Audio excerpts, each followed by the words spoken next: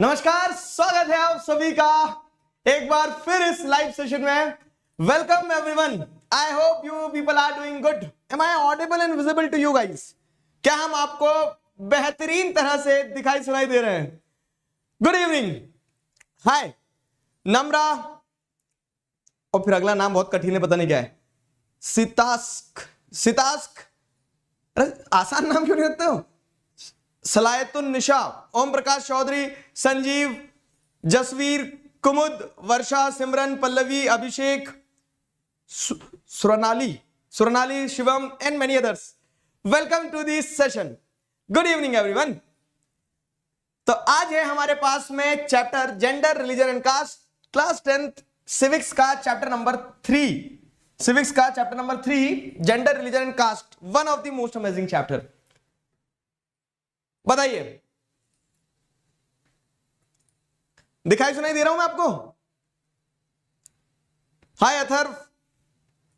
चलिए तो शुरू किया जाए आज का कार्यक्रम। स्लो मोड ऑन करो भैया। स्लो मोड ऑन नहीं है क्या? मारपीट मच गई चैट में, क्योंकि आज मतलब ऐसा कि जितना पूछा जाए उतने पे जवाब दे पाए बच्चे। ठीक है, स्टार्ट कीजिए। चलिए स्टार्ट करते हैं। तो जेंडर, रिलीजन, कास्ट है आज हमारे पास में चैप्टर। राम राम भाई सारिया ने। आज है हम हमारे 10 डे चैलेंज के डे नंबर 9 पे। एक और दिन, हाफ ईयरली खत्म। ठीक है, और सरप्राइज सेशन का भी अनाउंसमेंट कर देता हूं मैं आज ही, अभी तुरंत। क्या कि 26 तारीख तक हमारे 10 के 10 चैप्टर के वन शॉट रिवीजन हो जाएंगे। 27 तारीख को इन 10 चैप्टर में जो जो मैप वर्क का मटेरियल है, जैसे नेशनलिज्म इन इंडिया से मैप वर्क है, रिसोर्स एंड डेवलपमेंट से इससे कोई मैप वर्क नहीं है, और वाटर रिसोर्सेज, तो ये 3 चैप्टर जो है ना, स्टार बना दें। रिसोर्स एंड डेवलपमेंट, ठीक है, नेशनलिज्म इन इंडिया और वाटर रिसोर्सेज, इन तीनों चैप्टर का मैप वर्क मैं करवा दूंगा आपको। ठीक है, इसके अलावा आपको मैप वर्क अगर और किसी चैप्टर, देखो वैसे तो अब हम देखेंगे ना तो हर चैप्टर किसी मैंने बताया कि एक बच्चे का मिला है, सिर्फ 2 चैप्टर छोड़ के सब आ रहे हैं हाफ ईयरली में। तो मैं वही कह रहा हूं, बैटल्स पे फोकस मत करो, अल्टीमेट वॉर जीतेंगे। लेकिन अभी के लिए इतना है कि ये जितने चैप्टर करवाए इनका मैप वर्क हाफ ईयरली का मैप वर्क के नाम से करवा दूंगा। वाटर रिसोर्सेज का एग्जाम पैक कल मिल रहा है। ठीक है, कल वाटर रिसोर्सेज का लाइव भी हो जाएगा, एग्जाम पैक भी दे दूंगा, निश्चिंत होते हैं। ठीक है, ओके, शुरू किया जाए। तो क्लास 9th मिल रहा है अपन इलेक्टोरल पॉलिटिक्स के साथ 8:45 पे। चैप्टर है जेंडर, रिलीजन एंड कास्ट। हाथ पैर घड़ी कर लो, एनसीईआरटी सामने रख लो, दिमाग पूरा इधर फोकस करना। ठीक है, और सारी चीजों को अच्छे से समझते चलना। 3 शब्दों पर यह चैप्टर टिका है। कौन कौन से शब्द हैं? जेंडर, ठीक है, रिलीजन एंड कास्ट। गलत आ रहे हैं वो, एक से ऐसे आना चाहिए। जेंडर, डिशिंग, रिलीजन और कास्ट। तो खैर जेंडर की बात करें तो gender is something natural. Gender is something natural. ठीक है, gender is something natural, question mark. तो जेंडर, रिलीजन, कास्ट वाला ये जो चैप्टर है ना, तो जेंडर डिवीजन को हम ऐसे कहेंगे कि यूनिवर्सल है। नेचुरल की जगह ऐसे कहूं कि यूनिवर्सल है तो सही, ज्यादा सही रहेगा। तो जेंडर वाले एस्पेक्ट को हम चैप्टर पे समझेंगे। मतलब चैप्टर बड़ा, देखो कभी कभी ऐसा होता है ना, चैप्टर बहुत बड़े हैं या फिर चैप्टर में बहुत सारी चीजें हैं, कैसे पढ़ें? तो वहां सीधा तरीका रहता है कि चैप्टर को अलग अलग हिस्सों में बांट दो। और ऐसे चैप्टर परफेक्ट एग्जांपल है हिस्सों में बांटने वाले। कैसे? कि आप चैप्टर में सिर्फ जेंडर वाला एस्पेक्ट अगर देखोगे तो आपको जानने को मिलेगा कि पब्लिक प्राइवेट डिवीजन क्या चीज है जेंडर के कंटेक्स्ट में। आपको देखने को मिलेगा कि विमेन क्या क्या डिस्क्रिमिनेशन फेस कर रही है, और लास्ट में विमेन का पॉलिटिकल रिप्रेजेंटेशन कैसे उनकी परेशानियों से ऊपर आने में उनकी मदद कर सकता है। जेंडर, रिलीजन एंड कास्ट में जेंडर वाले एस्पेक्ट में आपको इतना पढ़ना है बस, ये जेंडर से जुड़ी हुई चीजें। फिर आ जाओ रिलीजन। तो रिलीजन और पॉलिटिक्स के कंटेक्स्ट में, देखो ये हर चीज हम डेमोक्रेटिक पॉलिटिक्स बुक में पढ़ रहे हैं, तो पॉलिटिक्स के कंटेक्स्ट में पढ़ना है कि जेंडर कैसे पॉलिटिक्स में क्या स्थिति है, क्या समस्याएं, और क्या किया जा सकता है समस्याओं से ऊपर आने के लिए। वही चीज अब रिलीजन की बात करें तो रिलीजन में हम क्या देखेंगे कि धर्म जो है, धर्म कैसे एक बहुत इंपॉर्टेंट की पॉइंट बन जाता है when it comes to politics. ठीक है, तो रिलीजन एंड पॉलिटिक्स का कंटेक्स्ट समझेंगे। वहां पे कम्युनलिज्म एक उसका अगली फेस है, कम्युनलिज्म को समझेंगे। और कम्युनलिज्म के साथ साथ में अगर समस्या है कम्युनलिज्म, तो हमारा अप्रोच क्या है कि समस्या पे नहीं समाधान पे फोकस करेंगे, तो सेक्युलर स्टेट उसका सोल्यूशन हो जाएगा। फिर लास्ट में कास्ट वाला एस्पेक्ट जो रहेगा, तो कास्ट एंड पॉलिटिक्स पढ़ेंगे कि कास्ट और पॉलिटिक्स का क्या मेल मिलाप है। Caste system is very unique to India, और साथ ही साथ कास्ट इनइक्वालिटीज कैसे इंडिया में एग्जिस्ट करती है। फिर caste in politics and politics in caste. Bablu OP in the chat. ठीक है, तो वो सारी चीजें हमारे चैप्टर में हम क्या करने वाले हैं, पढ़ने वाले हैं। तो चैप्टर की रूपरेखा जो है बड़ी सीधी और सटीक है इस चैप्टर में, ठीक है। पैटर्न सिंपल पैटर्न है कि ये जेंडर के एस्पेक्ट, ये रिलीजन के एस्पेक्ट। जेंडर के पॉलिटिक्स में एस्पेक्ट को हाईलाइट करना पॉजिटिव है, रिलीजन के एस्पेक्ट्स को देखा जाए तो नेगेटिव सेंस में रिलीजन का यूज किया जा रहा है, और कास्ट का पॉलिटिक्स में इस्तेमाल करना पॉजिटिव भी है नेगेटिव भी है, दोनों चीजें हैं, ठीक है। अगर यहां तक सारी चीजें क्लियर हैं तो आगे बढ़ते हैं सवाल के साथ में। उठा के मार दिया जाए एक पोल बहुत जोर से, बताओ, ठीक है। पोल,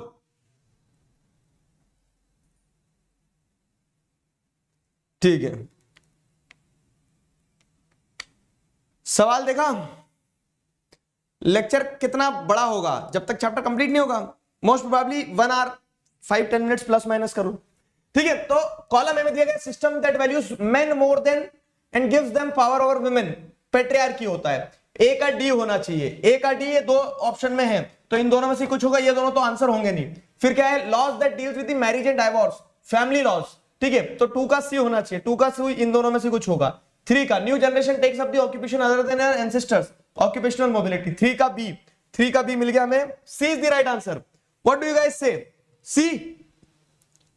डिसेंट्रलाइजेशन इन पॉलिटिक्स का मतलब ये होता है C is the right answer, क्योंकि आप क्या देख रहे हैं, shift of population from rural to urban area, urbanisation होता है, हमें पता है कि शहरीकरण, ठीक है। तो यहां पे C is the right answer, good. अब थोड़ा सा वाटर टेस्टिंग होगी तो सीधे कूद पड़ते हैं। डिसेंट्रलाइजेशन किसी ने पूछा था, तो डिसेंट्रलाइजेशन का मतलब जब पावर को शेयर करते हैं, कहां से, जब आप पावर को शेयर करते हैं सेंट्रल और स्टेट गवर्नमेंट से लेके लोकल लेवल पे, ठीक है। चलो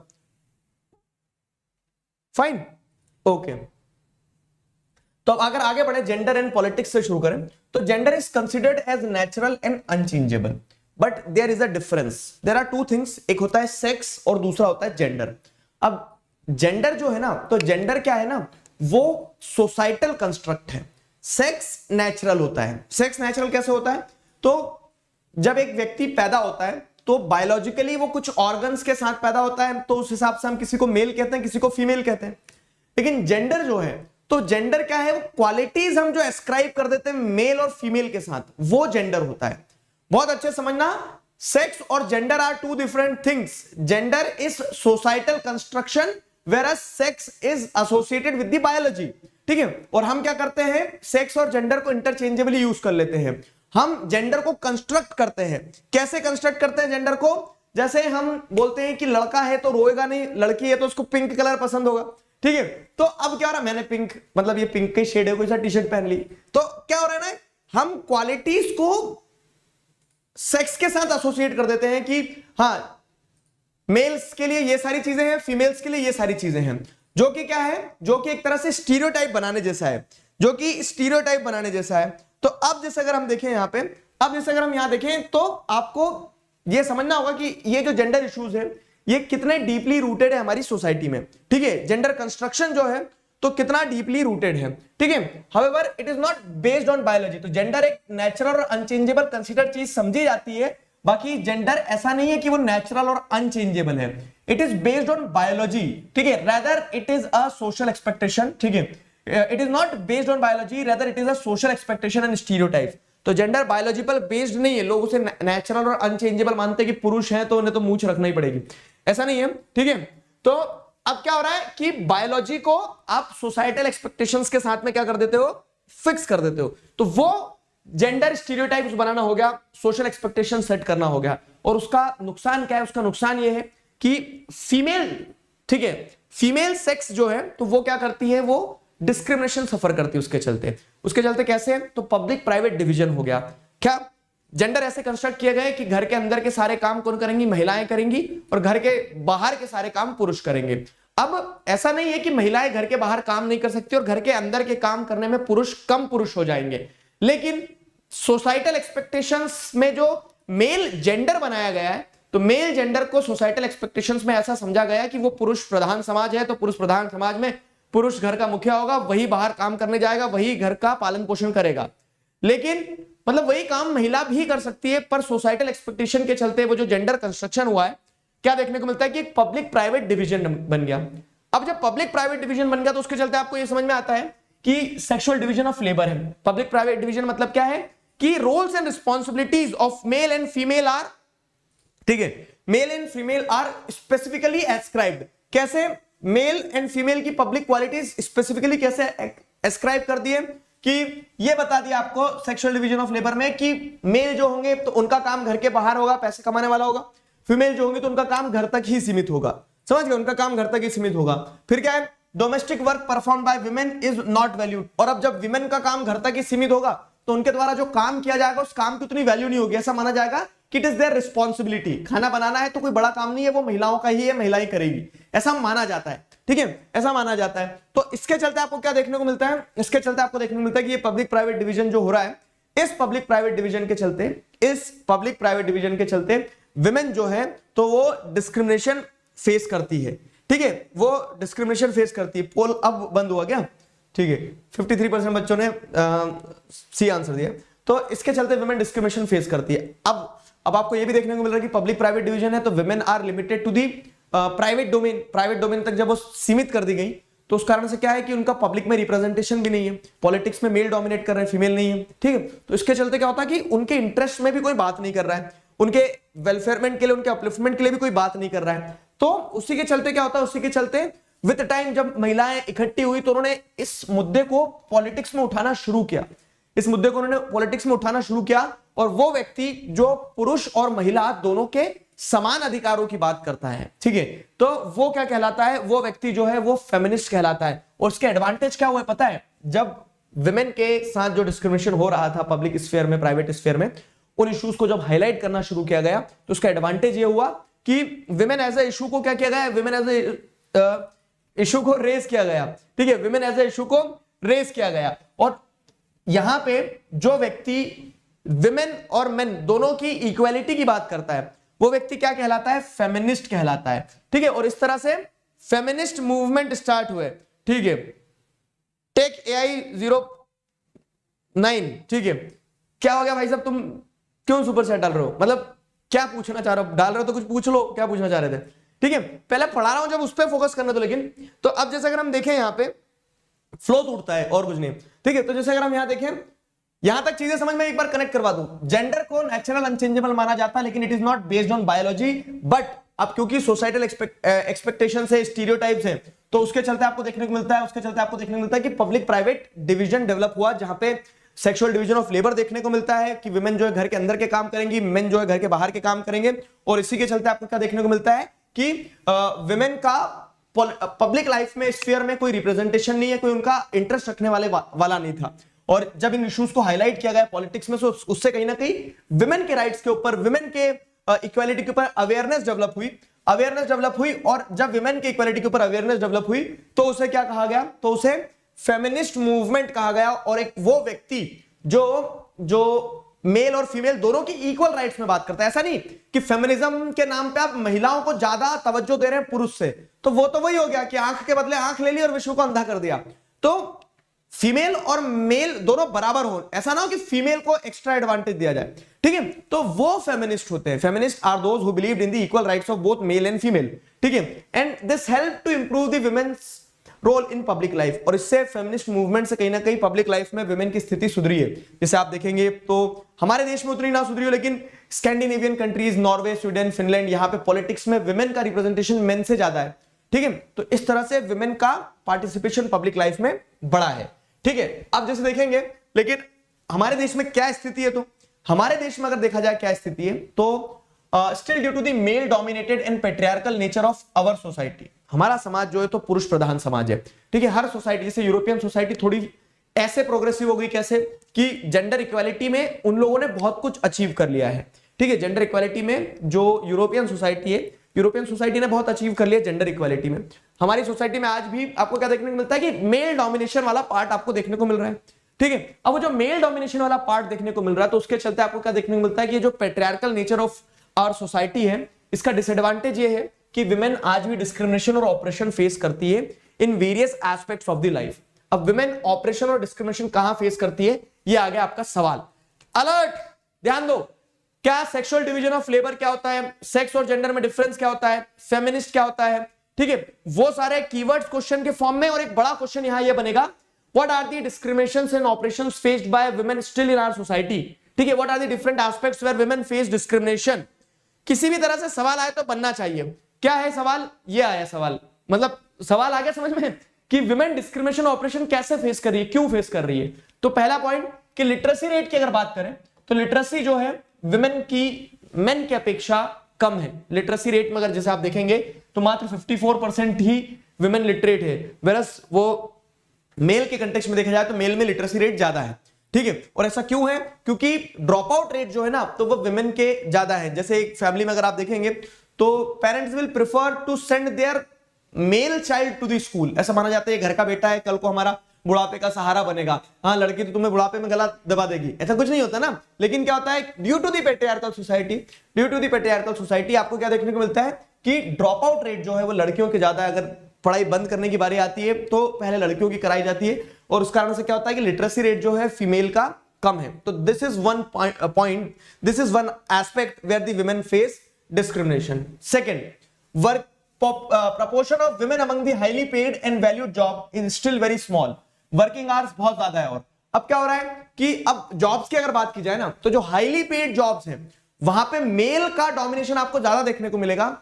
विमेन जो है हाईली पेड जॉब्स में विमेन का प्रोपोर्शन कम है। इनफैक्ट विमेन उसी काम को जिसे आप देख रहे हैं ज्यादा समय दे रही हैं तो भी विमेन को उतना पैसा नहीं मिल रहा है। इनफैक्ट विमेन के ऊपर डबल बर्डन ऑफ वर्क होता है। कैसे, बाहर काम कर रही है वो काम के पैसे मिल रहे हैं जो कि पुरुष से कम मिल रहे हैं, लेकिन उसके बाद में घर आके घर की जिम्मेदारियां भी विमेन ही संभालेगी, ठीक है। तो proportion of women among the highly paid and valued job is still very small, ठीक है। प्रपोर्शन जो है विमेन का वो बहुत कम है। समझ गए, आगे बढ़ते हैं। अगला क्या है, अगला जैसे देखेंगे तो the equal remuneration act of 1976 का इक्वल रेम्यूनरेशन एक्ट है। इक्वल रेम्यूनरेशन एक्ट ये कहता है कि मेल और फीमेल सबको इक्वल पैसा मिलना चाहिए। उसके बावजूद भी आपको क्या देखने को मिलता है, however women are paid less than men in many areas, ठीक है। बहुत सारे एरियाज में आप जैसे आप देखोगे तो इंडियन क्रिकेट टीम बीसीसीआई की अगर हम बात करें तो बीसीसीआई ने रिसेंटली कुछ एक साल पहले, एक साल के अंदर की बात बता रहा हूं, मेन और विमेन क्रिकेट प्लेयर्स की सैलरी बराबर करी है। उसके पहले तक क्या था, विमेन क्रिकेट प्लेयर्स को पैसे कम दिए जाते थे when compared with the main cricket players, ठीक है। तो ऐसा तो नहीं है कि विमेन क्या बोलते हैं ट्रायल बॉल खेलती तो वो भी क्रिकेट थी ना, लेकिन सोचो कंट्री में जहां पे क्रिकेट को कितना ग्लोरीफाई किया जाता वहां पे ये स्थिति थी। तो इक्वल रेम्यूनरेशन एक्ट होने के बावजूद भी मेन और, अरे एक सिंपल केस देख लो ना, जब मूवीज बनती है तो मूवीज में मेल एक्टर को पैसा ज्यादा मिलता है फीमेल एक्टर की अपेक्षा। एक्टिंग तो दोनों कर रहे हैं, ठीक है, एक्टिंग तो दोनों कर रहे हैं। तो ये आपको दर्शाता है कि किस तरह से एक मेल डॉम, बॉलीवुड तो अपने आपको कितना प्रोग्रेसिव बताता है ना, यहां प्रोग्रेसिव है, ठीक है, कोई प्रोग्रेसिव नहीं है। क्यों, क्योंकि आप देख लो वहां पे भी आपको पेट्रियार्की देखने को मिल रही है कि male female actors are mostly male lead, female actors are paid less when compared with the male lead actors. समझ गए, तो ये यहां पे विमेन डिस्क्रिमिनेशन फेस करती है। फिर आता है sex selective abortion, decline in the sex ratio. Country में आपको देखने को मिलेगा सेक्स रेशियो क्या होता है, द नंबर ऑफ फीमेल पर 1000 मेल, ठीक है। तो 1000 के सैंपल साइज का प्रोपोर्शन लेंगे अगर मेल्स का, तो उसके कंपैरिजन में विमेन कितनी पॉपुलेशन में है, तो कहीं कहीं पे आपको 850 तक देखने को मिलेगा कि 850 मतलब 8.5:10 वाला रेशियो चल रहा है, ठीक है। तो दिस इज रियली अलार्मिंग, जहां पे आपको ऐसा देखने को मिल रहा है कि सेक्स सेलेक्टिव अबॉर्शंस होते हैं, parents prefer to have male child, और भ्रूण हत्याएं हो जाती है पेट में ही। क्या बोलते हैं कि क्या फीमेल गर्ल चाइल्ड अगर डिटेक्ट हो जाती है तो उसको मार दिया जाता है। ये एक डिस्क्रिमिनेशन है, डिस्क्रिमिनेशन सोसाइटी में फेस कर रही है फीमेल्स, आने से पहले भी फेस कर रही हैं फीमेल्स। साथ ही साथ क्या है, अब सोसाइटी में आप harassment, exploitation and violence against the women, domestic violence के केस देख रहे हैं। तो all these points prove that despite the progress made in the past decades और सेंचुरीज, ठीक है, हमारी सोसाइटी में आज भी आपको कहीं कहीं पे आपको क्या देखने को मिलता है कि पैट्रियार्कल नेचर होने के कारण इन एस्पेक्ट्स पे वुमेन डिस्क्रिमिनेशन फेस कर रही है। अब समस्या है, समस्या पे नहीं समाधान पे फोकस करना है, ठीक है। तो समस्या पे नहीं समाधान पे फोकस करना है। तो how the situation can be improved, point ये कि सिचुएशन कैसे इंप्रूव किया जा सकता है। तो political representation of women is the one answer to this. मतलब मैंने क्या बताया कि पब्लिक प्राइवेट डिवाइड हो गया, पब्लिक प्राइवेट डिवाइड के चलते women are restricted to the household work, ठीक है, उनको सीमित कर दिया कि आप घर तक के ही काम संभालो। अब उसके चलते क्या देखने को मिलता है, उसके चलते देखने को मिलता है कि वो बाहर ही नहीं निकल पाई, बाहर ही नहीं निकल पाई तो वो पब्लिक लाइफ में उतनी एक्टिव नहीं है, पब्लिक लाइफ में उनका रिप्रेजेंटेशन नहीं है। तो अब जब पब्लिक लाइफ में वो एक्टिव नहीं है, रिप्रेजेंटेशन नहीं है, जैसे just to give you the context क्या है कि कंट्री का अभी तक का हाईएस्ट विमेन का पार्टिसिपेशन पॉलिटिक्स में नेशनल लेवल पे लोकसभा में 14% है, जो पिछले इलेक्शन 2019 में आपको देखने को मिला। और इसी के चलते करंट से कनेक्ट करो, इसी के चलते जो विमेन रिजर्वेशन बिल पास किया गया है तो उसको क्या माना जाता है, विमेन रिजर्वेशन बिल को यह माना जाता है क्या कि इस विमेन रिजर्वेशन बिल का ही मतलब इससे हम एक लीप ऑफ फेथ ले सकते हैं क्या कि अब विमेन का रिप्रेजेंटेशन पॉलिटिक्स में बढ़ेगा तो विमेन की स्थिति सुधरेगी, उनके मतलब उन विमेन या फिर फीमेल जेंडर का जब एक प्रपोर्शन बढ़ेगा पार्लियामेंट में तो उससे फीमेल जेंडर के अपलिफ्टमेंट के लिए, ठीक है, उनके अगेंस्ट में जो डिस्क्रिमिनेशन चल रहा है उसको खत्म करने के लिए लॉज भी बनेंगे, ठीक है। तो women's political representation can be a way, ठीक है। क्यों? क्योंकि अभी आप जैसे देखेंगे तो अभी पॉलिटिकल रिप्रेजेंटेशन जो है विमेन का मीनिंग समझा दिया मैंने आपको। चैलेंजेस ये है कि अभी विमेन का कोई रिप्रेजेंटेशन नहीं है नेशनल लेवल और स्टेट लेवल पे, अभी तक नहीं था, ठीक है, बुक में अभी तक नहीं था। क्योंकि लास्ट टाइम प्रयास किया गया था 2010 में और अभी रिसेंटली 3 दिन पहले प्रयास करके विमेन रिजर्वेशन बिल को पास कर दिया गया है। और अब उसका एडवांटेज ये होगा क्या कि उससे विमेन अपने सेक्शन के बारे में सोच सकेंगे। अब एग्जाम में क्या लिखेंगे सर हम, तो एग्जाम में जैसे मैंने आपको समझाया वैसे लिखना होगा क्या कि विमेन का political representation is one way and recently the step taken by the government, ठीक है, government can improve the situation where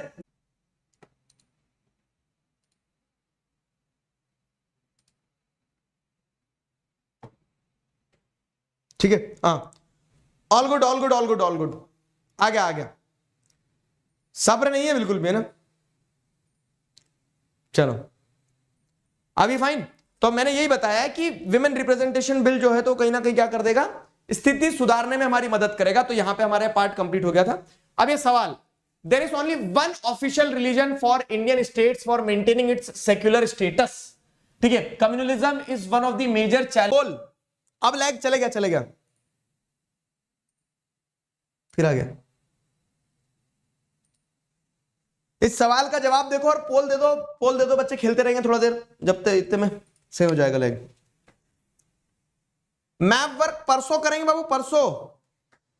अब देखो मुझे पता है कि किसी का कल ही पेपर होगा और ऐसे कंट्री में एक नहीं 1000 बच्चे होंगे जो बोल रहे होंगे सर आज करवा दे तो बहुत अच्छी बात होती है। लेकिन अब वो मैं बता रहा हूं ना कि ये बैटल्स है छोटी छोटी, इसमें उतना दिल पे मत लो क्योंकि हमने अभी टाइम टेबल बनाया सेट किया तो हम उस हिसाब से चलेंगे, ठीक है।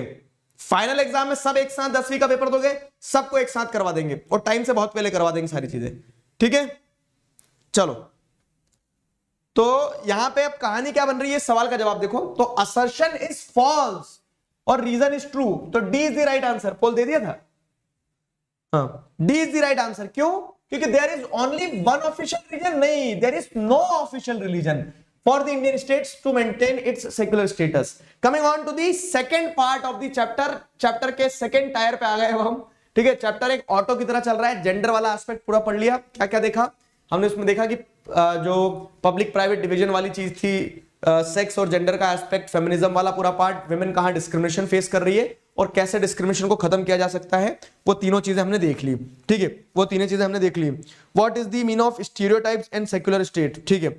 स्टीरियोटाइप्स मतलब क्या होता है, ठीक है। स्टीरियोटाइप्स का मतलब ये होता है कि जब आप क्या बना लेते हैं किसी प्रकार का एक माइंडसेट, जैसे एक एग्जांपल बनाता हूं, स्टीरियोटाइप्स मतलब प्री कंसीव्ड नोशंस।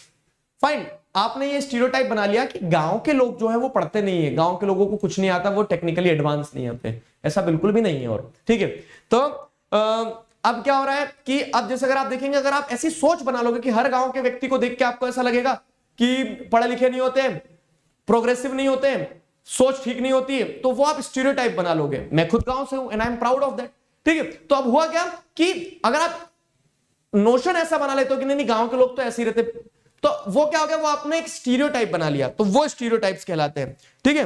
वो हाँ, देसी बालक तो वो क्या हो गया, वो स्टीरियोटाइप्स हो गए। सेक्युलर स्टेट अभी पढ़ रहे हो अपन, ठीक है।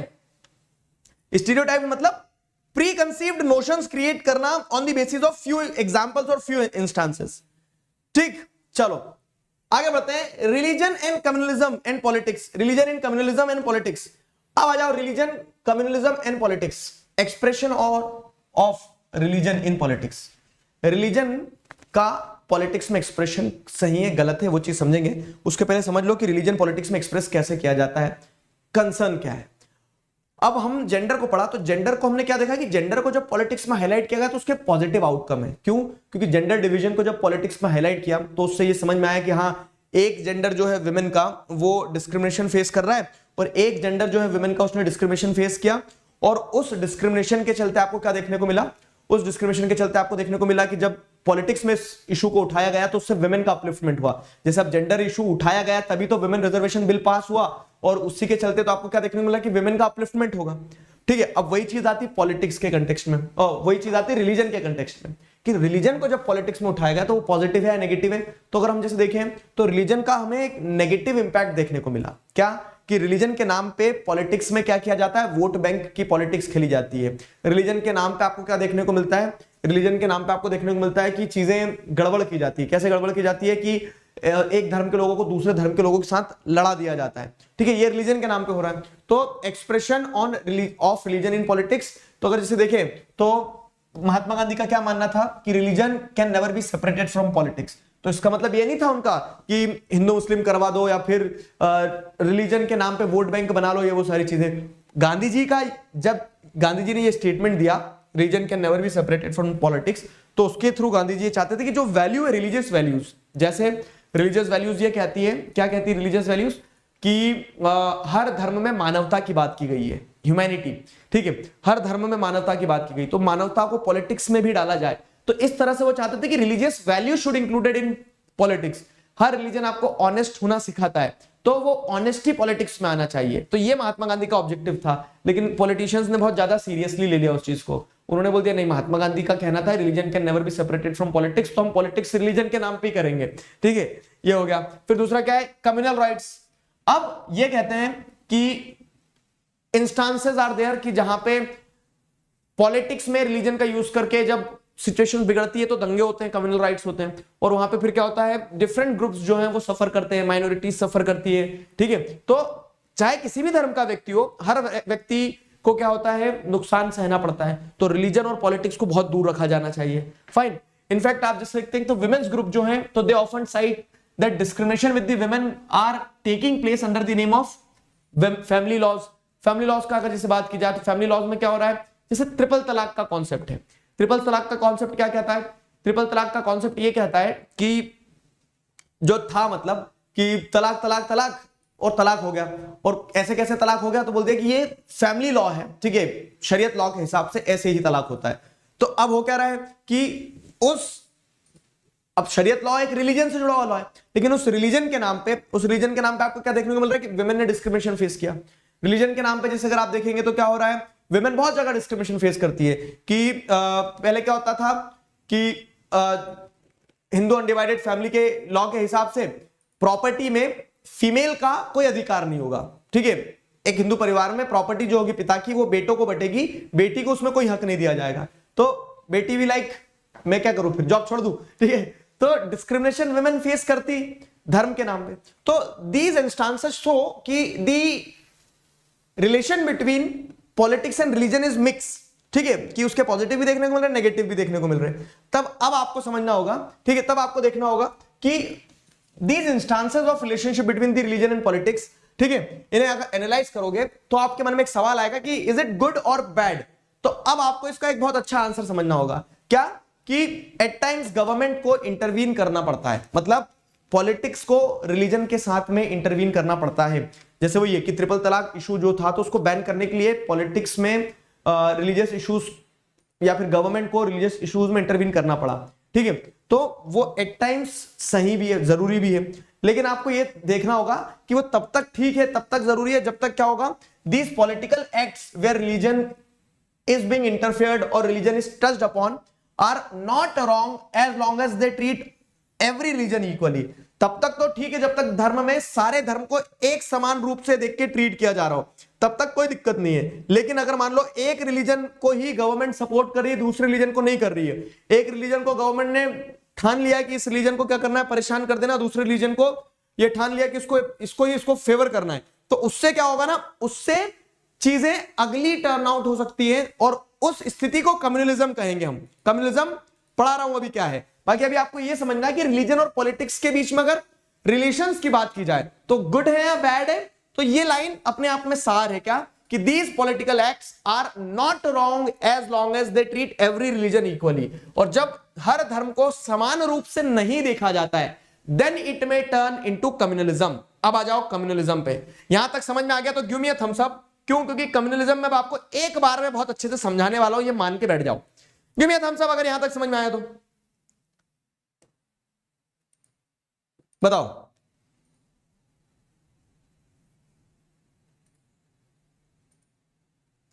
ठीक है, ओके।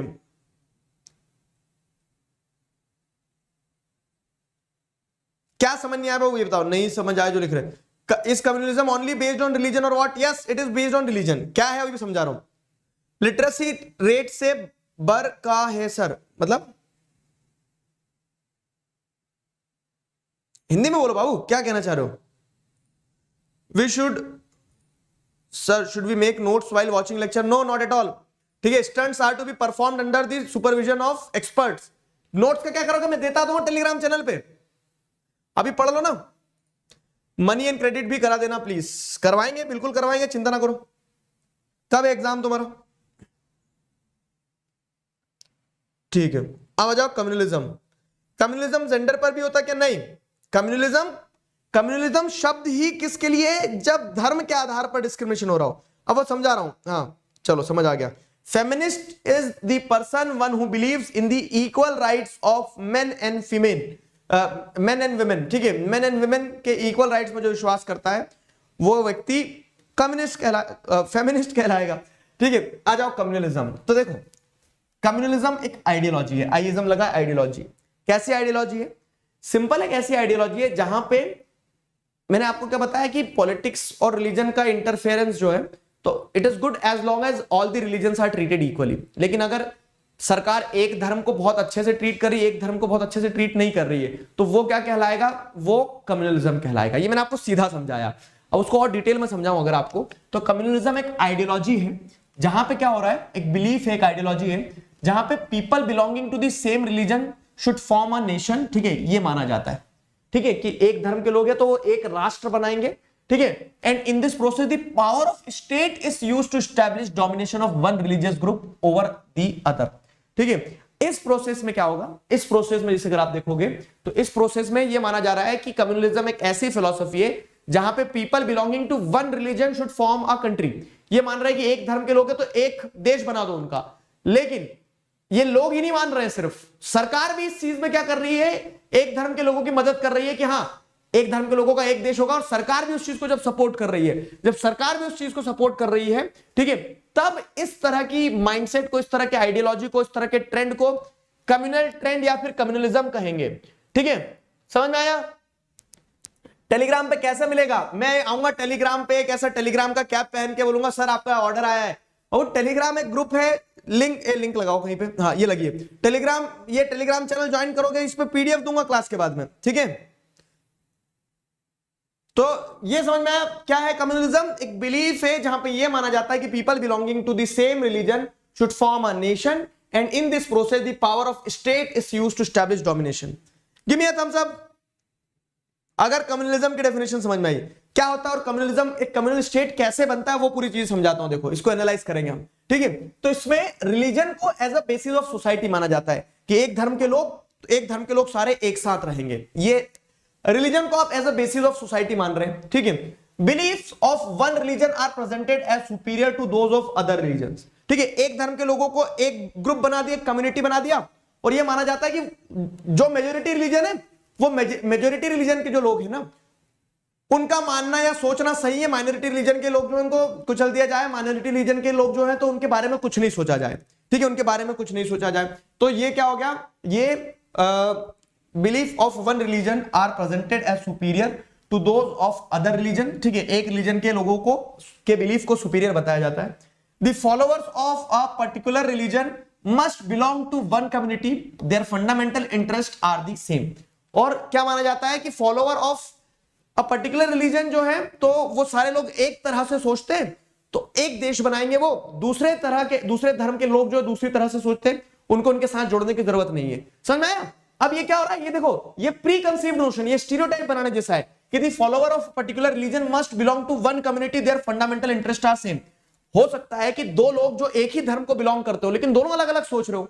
ये तो आप सोच रहे हो ना कि दोनों एक जैसा सोचेंगे, लेकिन दोनों अलग अलग सोच सकते हैं, समझ रहे हैं, दोनों अलग अलग सोच सकते हैं। तो अब इस पूरी प्रोसेस में क्या हो रहा है, कम्युनलिज्म का ब्रेकडाउन कर दिया मैंने। हाँ, इस पूरी प्रोसेस में स्टेट पावर मतलब सरकार जो है, state power is used to establish the domination of one religious group over the other.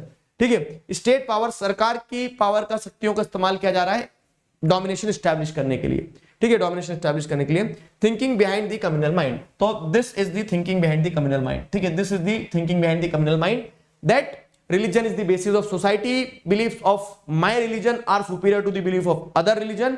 ठीक है, and in this process I'll think like this, क्या कि सारे धर्म के लोग जो हैं, सारे धर्म, मेरे धर्म के सारे लोग जो हैं, तो वो सब एक जैसा सोचेंगे, और सब जब एक जैसा सोचेंगे तो उसके लिए क्या है कि वो सब एक कम्युनिटी का पार्ट होना चाहिए। और यहां पे सरकार का इस्तेमाल किया जा रहा है, यहां पे, ठीक है, यहां पे सरकार का इस्तेमाल किया जा रहा है टू स्टैब्लिश इट्स डोमिनेशन। सरकार का इस्तेमाल किया जा रहा है टू स्टैब्लिश इट्स डोमिनेशन। और जब सरकार का इस्तेमाल अपनी डोमिनेशन को स्टैब्लिश करने के लिए किया जा रहा है, तो ये एक कम्युनल माइंड की थिंकिंग होती है। एक बच्चा लिख रहा है कल एग्जाम है, कुछ याद नहीं आ रहा है, याद नहीं हो रहा है, क्या करूं? तो बाबू एक चीज बता रहा हूं मैं, देखो आपको याद नहीं करना है। कितना याद करोगे, चिट्टी रोबोट नहीं हो। पॉइंट ये कि आप बस समझ के जाओ, चीजों को अपने शब्द में लिखने की कोशिश करो। कल नहीं जा रहा अच्छा एग्जाम, कोई बात नहीं है। क्यों? क्योंकि मैं बोल रहा हूं कि एक एक दिन की जंग है, मतलब इससे पूरा युद्ध तय नहीं होगा। These are the battles we have to fought for the war. ठीक है, तो ये सीख के आना कि क्या गलती करी, क्या तुमने पहले से नहीं पढ़ा था, क्या तुम्हें लिखते नहीं बना, और हमारे पास समय उस पर काम करेंगे। पैनिक मत होना, आराम से हो जाएगा सब कुछ। ठीक है, चिल रहो। तो ये कम्युनल माइंड की थिंकिंग होती है। अब जरा मुझे एक मिनट के लिए बताओ यार कि यहां तक तुम्हें कम्युनलिज्म समझ में आया, तो हम आगे बढ़ेंगे। एक कम्युनल माइंड किस तरह से सोचता है वो समझ में आया। एथिक्स मतलब होता है नैतिकता। ठीक है, when you are ethical you know what is right, what is wrong, even if no one is telling you what is right or wrong, or even if no one is watching you doing right or wrong। जब आप अपने अंदर से समझते हो ना कि क्या सही है, नैतिकता, एथिक्स को अगर समझे तो सीधे। कम्युनलिज्म समझ में आ गया? रिकॉल करवा दो एक बार और, चलो एक बार और रिकॉल करवा रहा हूं। कम्युनलिज्म सिंपल सा बिलीफ है जो क्या कह रहा है कि एक धर्म को बिलोंग करने वाले लोग जो होते हैं वो सब एक कम्युनिटी का पार्ट होते हैं, और उस बिलीफ को स्टेट पावर, गवर्नमेंट का इस्तेमाल किया जाता है टू स्टैब्लिश दैट बिलीफ। वो कम्युनलिज्म होता है। ठीक है, अब ये कम्युनल माइंड, एक व्यक्ति जो इस विचारधारा में विश्वास रखेगा वो कम्युनल माइंड कहलाएगा। कम्युनल माइंड की सोचने समझने की तरीका, सोचने समझने का नजरिया ये होता है। ठीक है, लेकिन ये जो बिलीफ है ये अपने आप में डिफेक्ट से भरा हुआ है। This belief is fundamentally flawed in itself. क्यों? क्योंकि मैं आपको उसका आर्ग्यूमेंट दे रहा हूं कि there may be two peoples who belong to the same religion but they may think different. ठीक है, एक रिलीजन है, रिलीजन ए मान लेते हैं, उस रिलीजन ए का एक व्यक्ति जो है वो अलग तरह से सोच सकता है, और रिलीजन ए का ही बी व्यक्ति जो है, मतलब रिलीजन ए का ही सेकंड व्यक्ति जो है वो दूसरे तरीके से सोच सकता है। तो एक कम्युनल माइंड जो ये बोलता है ना कि followers of a particular religion must belong to one community, तो वो अपने आप में ही फंडामेंटली फ्लॉड है। ठीक है, तो कम्युनलिज्म का आइडिया अपने आप में ही फंडामेंटल फ्लॉड है, लेकिन it is very dangerous for the unity of the country. Country United कैसे रह पाएगा कम्युनलिज्म के बिलीफ के चलते? ठीक है, तो इसके लिए क्या है कि communalism can take various forms in politics. Communalism जो है, तो कम्युनलिज्म एक क्या है, एक दानव की तरह है, जो क्या होता है, जो आपको देखने को मिलेगा कि अलग अलग तरह के फॉर्म ले सकता है पॉलिटिक्स में कम्युनलिज्म। कैसे अलग अलग तरह के फॉर्म ले सकता है वो भी मैं आपको बता रहा हूं। तो सबसे पहले कम्युनलिज्म के नाम पे रिलीजियस प्रीजुडिसेस बनती है। ठीक है, जब आदमी ये सोचने लगता है कि नहीं एक ही धर्म और मेरे ही धर्म के लोग सबसे अच्छे, तो उसके चलते क्या होता है, वो दूसरे धर्म के लोगों को क्या करने लगता है, प्रीजुडिसेस बनाने लगता है, वही प्री जज करने लगता है, स्टीरियोटाइप्स बनाने लगता है, प्री कंसीव्ड नोशन की वो धर्म के लोग तो गंदे हैं, नहाते ही नहीं है। ठीक है, तो एक दो को नहीं नहाते देखा होगा तो बाकी सबको भी बोल देगा कि नहाते ही नहीं है। ठीक है, तो हो क्या रहा है कि religious prejudices, stereotypes of religious communities, believes in the superiority of one religion over the other. ठीक है, मेरा धर्म अच्छा दूसरे का धर्म खराब, इस तरह से क्या होता है, रिलीजियस सुपीरियरिटी बनाना शुरू कर देता है और इंफीरियरिटी डेवलप करवाना शुरू कर देता है कम्युनल माइंड। जो एक कम्युनल माइंड होता है, एक जो कम्युनलिज्म की इन्फ्लुएंस में आया हुआ व्यक्ति रहता है, वो इस तरह से सोचता है। दूसरा point, a communal mind with the quest of political dominance to majoritarian dominance. ठीक है, अब आपको क्या देखने को मिल रहा है कि एक कम्युनल माइंड जो रहता है ना, एक कम्युनल व्यक्ति जो रहता है, जो कम्युनल तरीके से सोचता है, वो क्या करता है ना, अगर वो माइनॉरिटी का लीडर है तो वो ये सोचेगा कि मेरे धर्म के जितने फॉलोवर हैं उन सबको मैं भड़काऊं और देश से अलग होने की बात करने लगूं। और अगर वो मेजोरिटी रिलीजन का लीडर है तो वो क्या बोलेगा कि मेरे धर्म के लोग मेजोरिटी में, इन सबको मैं भड़काऊं, इन सबके माइंड पे मैं कब्जा करूं और इन्हें बोलूं कि माइनॉरिटीज के ऊपर कब्जा कर लो। ठीक है, तो कम्युनल माइंड ऑफन सीक्स, या फिर within a communal mind there is a quest for political domination. वो चाहता है कि कम्युनलिज्म के थ्रू मैं पॉलिटिकली डोमिनेट कर जाऊं। तो ये दूसरा फॉर्म आपको देखने को मिलता है। तीसरा, कम्युनलिज्म में यूज ऑफ सैक्रेड सिंबल्स देखने को मिलता है। Religious leaders use of sacred symbols, religious leaders etcetera to mobilize people support. देखो, हर व्यक्ति धर्म से जुड़ा हुआ रहता है। ठीक है, अब कम्युनलिज्म पॉलिटिक्स में ऐसे इस्तेमाल की जाती है कि पॉलिटिक्स में सैक्रेड सिंबल्स का इस्तेमाल किया जा रहा है। रैलियों में आपको देखने को मिलेगा क्या, स्पेसिफिक कलर्स के झंडे लहराए जाएंगे, स्पेसिफिक कलर्स के झंडे लहराए जाएंगे। तो ये क्लियर कट हो जाता है कि ये इस धर्म को सपोर्ट करने वाली पार्टी है, ये इस धर्म को सपोर्ट करने वाली पार्टी है। रिलीजियस लीडर्स, आप देखेंगे कि अधिकतर क्या होता है, रिलीजियस लीडर्स धर्म के जो गुरु हैं, ठीक है, धर्म से जुड़े हुए जो व्यक्ति हैं, वो किसी भी धर्म का हो सकता है। ठीक है, रिलीजियस लीडर्स को के मंच पे पॉलिटिकल लीडर्स चढ़ जाते हैं, उनके माइक में बोलते हैं कि जय हो। ठीक है, तो ये क्या हो रहा है, ये जैसे अगर आप समझोगे तो ये क्या है कि कम्युनल माइंड जो है तो रिलीजियस लीडर्स का इस्तेमाल कर रहा है, सैक्रेड सिंबल्स का इस्तेमाल कर रहा है for mobilising support, political support के लिए।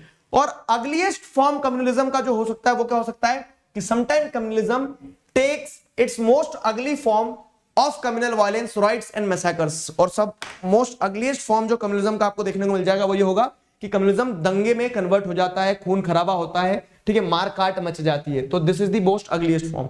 तो communalism can take various form in politics. What are the different forms which communalism can takes in politics? तो these are the 4 forms. Recall करें एक बार, क्या हो रहा है कि 4 फॉर्म्स देखें अगर, तो सबसे पहला तो क्या है कि बेसिक लेवल पे रिलीजियस प्रीजुडिसेस, स्टीरियोटाइप्स बनाना। ठीक है, ये बिलीव डेवलप करना कि there is one religion superior and the other religion is inferior.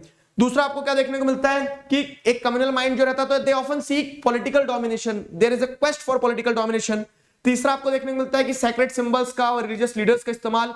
और चौथा कि मोस्ट कह सकते हैं the worst form of communalism ये है कि वो कम्युनल राइट्स में कन्वर्ट हो सकता है, दंगों में कन्वर्ट हो सकता है। समझ गए? तो this is the case, this is the case. ठीक है, समझ गए?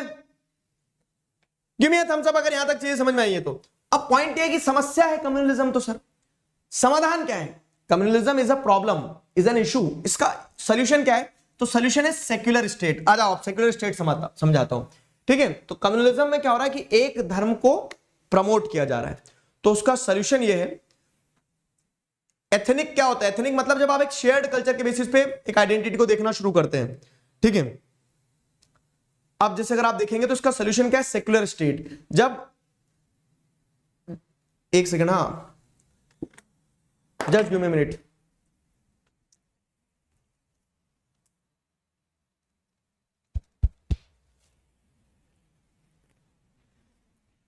कम्युनलिज्म में आपको देखने को मिल रहा है कि एक धर्म को क्या किया जा रहा है? प्रमोट किया जा रहा है। ठीक है, तो यहां पे उसका सॉल्यूशन है कि सारे धर्म को सर्वधर्म संभव की भावना से देखा जाए, सारे धर्म को इक्वली ट्रीट किया जाए, all religion should be treated equally. तो वो कैसे हो पाएगा? वो हो पाएगा सेक्युलरिज्म के through.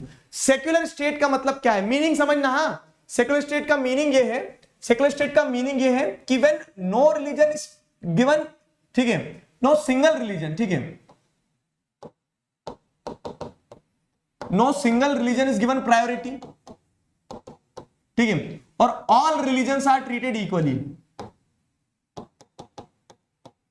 All religions are equal. सारे धर्म को जब समान रूप से देखा जाए, किसी एक धर्म को जब कोई स्पेशल ट्रीटमेंट ना दिया जाए, वो सेक्युलरिज्म होता है। सिंपल, ठीक है। When the government treats all the religions equally and no specific religion is given extra advantages और privileges, then that is known as secularism या फिर secular state. How did secularism is practised in India? ये सवाल है, और सवाल exam में ऐसे ही आता है, what do you understand by secularism, how is secularism practised in India?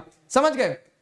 No official religion, patriarchal society मतलब जहां पे मेल डोमिनेशन रहता है, ठीक है। तो अब जैसे अगर हम देखें यहां पे, यहां क्या हो रहा है? No single religion is given importance, all the religions are treated equally. अब इंडिया में कैसे सेकुलरिज्म को प्रैक्टिस किया जाता है, तो इंडिया में ठीक है मैसेकर मींस मारकाट हो जाना, नरसंहार हो जाना। पेट्रियार्कल सोसाइटी 4 बार तो बता दिया दीपक, तुम लिख रहे हो कब से पूछ रहा हूं, ठीक है। पॉइंट ये होता है, देखो लाइव सेशन में सबसे बड़ी दिक्कत मैं बताता हूं आपको क्या रहती है, हर बच्चा बीच में ज्वाइन करता है, अपना अपना उठ उठ के आ रहा है जब मन होता है जब। अब उसमें ये होता है कि कोई बीच में ज्वाइन कर रहा है तो आगे की चीज उसको पता नहीं है, आगे पार्ट है पीछे सपाट है। तो लाइव सेशन में मैं इसीलिए 5 मिनट लेट चालू करता हूं कि हाँ चलो 2-4-5 मिनट मान लिया इधर उधर हो गए होंगे, मोबाइल चालू नहीं हो रहा या फिर पहले इंस्टाग्राम पे चले गए होंगे तो 5 मिनट ध्यान आएगा, अच्छा रील नहीं देखना पड़ना है। तो शुरू से ज्वाइन किया करो और आखिरी तक रहा करो, तो तुम्हें सारी चीजें पता रहेगी। बीच में एकदम से कूद पड़ते हो, सर ये समझ नहीं आ रहा, ये नहीं बता रहा, कब से पूछ रहा हूं, तो मैं हर चीज बताता रहा हूं, तुम मिस कर जा रहे हो, ठीक है। अब चुपचाप मुंह पे उंगली रख के पहले समझो सब प्यार से, आ जाओ। तो इंडिया में सेकुलरिज्म कैसे प्रैक्टिस किया जाता है, अगर देखें इंडिया में कैसे सेकुलरिज्म प्रैक्टिस किया जाता है, तो इंडिया में कोई भी एक ऑफिशियल रिलीजन नहीं है, ठीक है। पाकिस्तान की तरह, जैसे पाकिस्तान का इस्लाम ऑफिशियल रिलीजन है, ब्रिटेन का ऑफिशियल रिलीजन क्रिश्चियनिटी है, लेकिन इंडिया में there is no official religion, India में there is no official religion, all the religions are treated equally. तो this is how federalism secularism is practised in India, ठीक है। This makes India a secular state. The constitution provides to all individuals and communities freedom to profess, practice and propagate any religion or not to follow any. ठीक है, किसी एक धर्म को हम promote नहीं कर रहे हैं और सारे जितने भी हमारे नागरिक हैं कॉन्स्टिट्यूशन के अकॉर्डिंग क्या होगा कि all the people of India are free to follow any religion और not to follow any religion, profess, practise, propagate any religion. आप किसी भी धर्म को फॉलो करो, किसी भी धर्म के मैसेज को लोगों को बताओ, ठीक है। There is no restriction over you, you are free not to follow any religion also. नास्तिक बन के घूमते रहो, उस चीज की भी आजादी है। The constitution prohibits discrimination on the ground of religion, ठीक है। अब देखो हमने धर्म से इक्वी डिस्टेंस ले लिया, गवर्नमेंट ने मतलब क्या बोल दिया कि all the religions are treated equally, we are not imposing any religion on you, there is no official religion, you are free to follow any religion. But at the same time धर्म के नाम पे कुछ भी मारकाट नहीं चला सकते हो, ठीक है। अगर धर्म के नाम पे आप डिस्क्रिमिनेशन करोगे तो सरकार इंटरवीन कर जाएगी। जैसे ट्रिपल तलाक को सरकार ने बैन किया, क्यों? क्योंकि धर्म के नाम पे वुमेन के साथ डिस्क्रिमिनेशन हो रहा था, समझ रहे हो। तो यहां पे क्या हो रहा है, यहां पे आप जिस देखोगे तो constitution prohibits discrimination on the ground of religion if there is any discrimination taking place in the name of religion, government may intervene, सरकार इंटरवीन कर सकती है, ठीक है। At the same time, the constitution allows the state to intervene in the matters of religious order to ensure equality within religious community। समझ गए, वही वाला पॉइंट है। तो कोई डिस्क्रिमिनेशन नहीं होगा, कॉन्स्टिट्यूशन किसी प्रकार से, कॉन्स्टिट्यूशन आपस में किसी प्रकार से किसी भी धर्म के साथ डिस्क्रिमिनेशन नहीं करेगा। अगर कॉन्स्टिट्यूशन ही डिस्क्रिमिनेशन करने लग गया तो फिर हम सेक्युलर स्टेट नहीं रह गए, तो हम क्या बन जाएंगे? चलो बताओ in the chat. If the constitution says कि इस धर्म के लोगों को यह फायदा है भारत में, तो क्या हो जाएगा? फिर इंडियन कॉन्स्टिट्यूशन सेक्युलर नहीं रहेगा, फिर इंडियन कॉन्स्टिट्यूशन क्या बन जाएगा? एक कम्युनल कॉन्स्टिट्यूशन बन जाएगा। वेरी गुड, ठीक है। तो ये हो गया, और इसी के साथ साथ ये होता है कि सरकार इंटरवीन भी कर सकती है इक्वालिटी स्टैब्लिश करने के लिए, ठीक है। तो कम्युनलिज्म जो है, तो communalism is a threat for the unity of the country. Communalism जो है तो कम्युनलिज्म को टैकल करने के लिए secularism is the way forward. और सेक्युलरिज्म जो है, सेक्युलरिज्म सिर्फ एक आइडिया नहीं है कम्युनलिज्म को टैकल करने के लिए। सेक्युलरिज्म अपने आप में भारत की एक इमेज है, मतलब कि secularism in itself is the identity, is the idea on which the country is based. हमारा कंट्री सेक्युलरिज्म के आइडिया पर बेस्ड है। तो दिस इज द सॉल्यूशन। ये क्वेश्चन ध्यान रखना, कम्युनलिज्म क्या है, सेक्युलरिज्म क्या है, ये दोनों पार्ट इस चैप्टर से इंपॉर्टेंट हैं, ठीक है, कम्युनलिज्म और सेक्युलरिज्म। अब इस सवाल का जवाब दो, और अब हम आएंगे थर्ड एस्पेक्ट पे। ऑटो के 2 टायर हमने पंचर कर दिए हैं, अब तीसरे टायर की तरफ आगे बढ़ते हैं।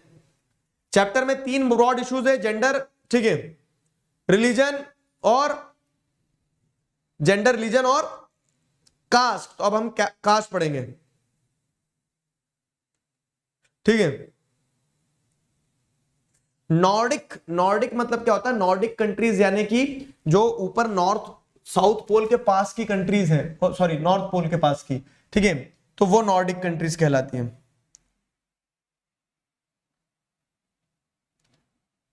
प्लीज एक्सप्लेन मी, अगर पाकिस्तान रिलीजन बेस्ड अलग हुआ तो सारे मुस्लिम पाकिस्तान क्यों नहीं गए? अरे बाबू ऐसा है, देखो कि पाकिस्तान अपने आप को क्या कर रहा था, पाकिस्तान अपने आप को एक रिलीजियस कंट्री बना रहा था, इस्लामिक कंट्री। इंडिया ने ऐसा कभी नहीं बोला कि यहां से सारे मुस्लिम जाएंगे। क्यों? क्योंकि हमारे कॉन्स्टिट्यूशन में क्लियर कट स्टैंड था कि we are going to be secular country and people believed कि इंडिया एक सेक्युलर कंट्री रहेगा, और है। समझे?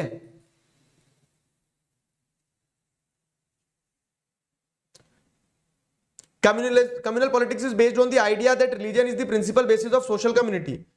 मतलब कि कम्युनलिज्म, कम्युनल पॉलिटिक्स का आइडिया ये कह रहे हैं कि religion is the principal basis of society का मतलब ये कि धर्म के आधार पर ही समाज बनेगा। ठीक है, कि एक धर्म के लोग एक सोसाइटी बनाएंगे, ऐसा। क्या समझ में आया? देबू पोस्ट, देबू स्पॉट, जो भी नाम है आपका, ये तो बताओ ना, क्या समझ में आया? स्कैंडिनेवियन कंट्रीज मतलब जो नॉर्वे, फिनलैंड, स्वीडन, ये सारी कंट्रीज है ना, इन्हें स्कैंडिनेवियन कंट्रीज कहा जाता है। क्यों? क्योंकि ये जो कंट्रीज, ऐसा एक पेनिनसुला यूरोप के मैप में बना हुआ है, तो इस पेनिनसुला पर जो कंट्रीज बसी है उन्हें स्कैंडिनेवियन कंट्रीज कहा जाएगा। ठीक है, स्कैंडिनेवियन पेनिनसुला है ये, ठीक, ऊपर की तरफ। पोल आ गया? तो sometime an individual's profession is also determined through the identity of his dash. बताओ, इंडिविजुअल का प्रोफेशन। आंसर राइटिंग सेशन लो ना सर, आंसर राइटिंग की प्लेलिस्ट की लिंक डाल दो जरा। आंसर राइटिंग में मैं एक प्रॉपर सीरीज बना चुका हूं बाबू। ठीक है, तो अब जैसे अगर आप देखोगे, sometime an individual's profession is also determined through the identity of his dash, gender, religion, caste. तो कास्ट के हिसाब से हेरिडेटरी ऑक्यूपेशनल डिवीजन होता है, कास्ट के हिसाब से उसका ऑक्यूपेशन डिसाइड किया जाता है। ठीक है, caste C is the right answer. ठीक है, caste is the right answer. Wealth नहीं, वेल्थ नहीं, कास्ट, कास्ट के हिसाब से कि आप इस कास्ट में हो तो आप मटके बनाओगे, आप इस कास्ट में हो आप बाल काटोगे, आप इस कास्ट में हो तो आप क्या करोगे, जूते पॉलिश करोगे। तो कास्ट के हिसाब से एट टाइम्स क्या होता था, इंडिविजुअल के प्रोफेशंस को डिटरमाइन किया था। ठीक है, आगे बढ़ते हैं। आगे क्या है अगली कहानी? अगली कहानी है caste and politics. Caste and politics, आ जाओ।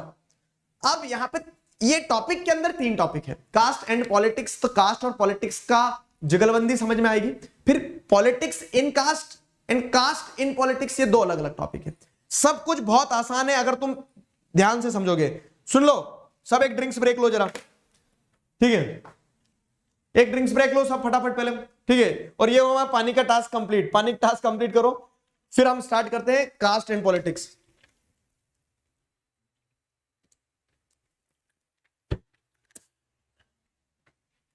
ठीक है, चलो।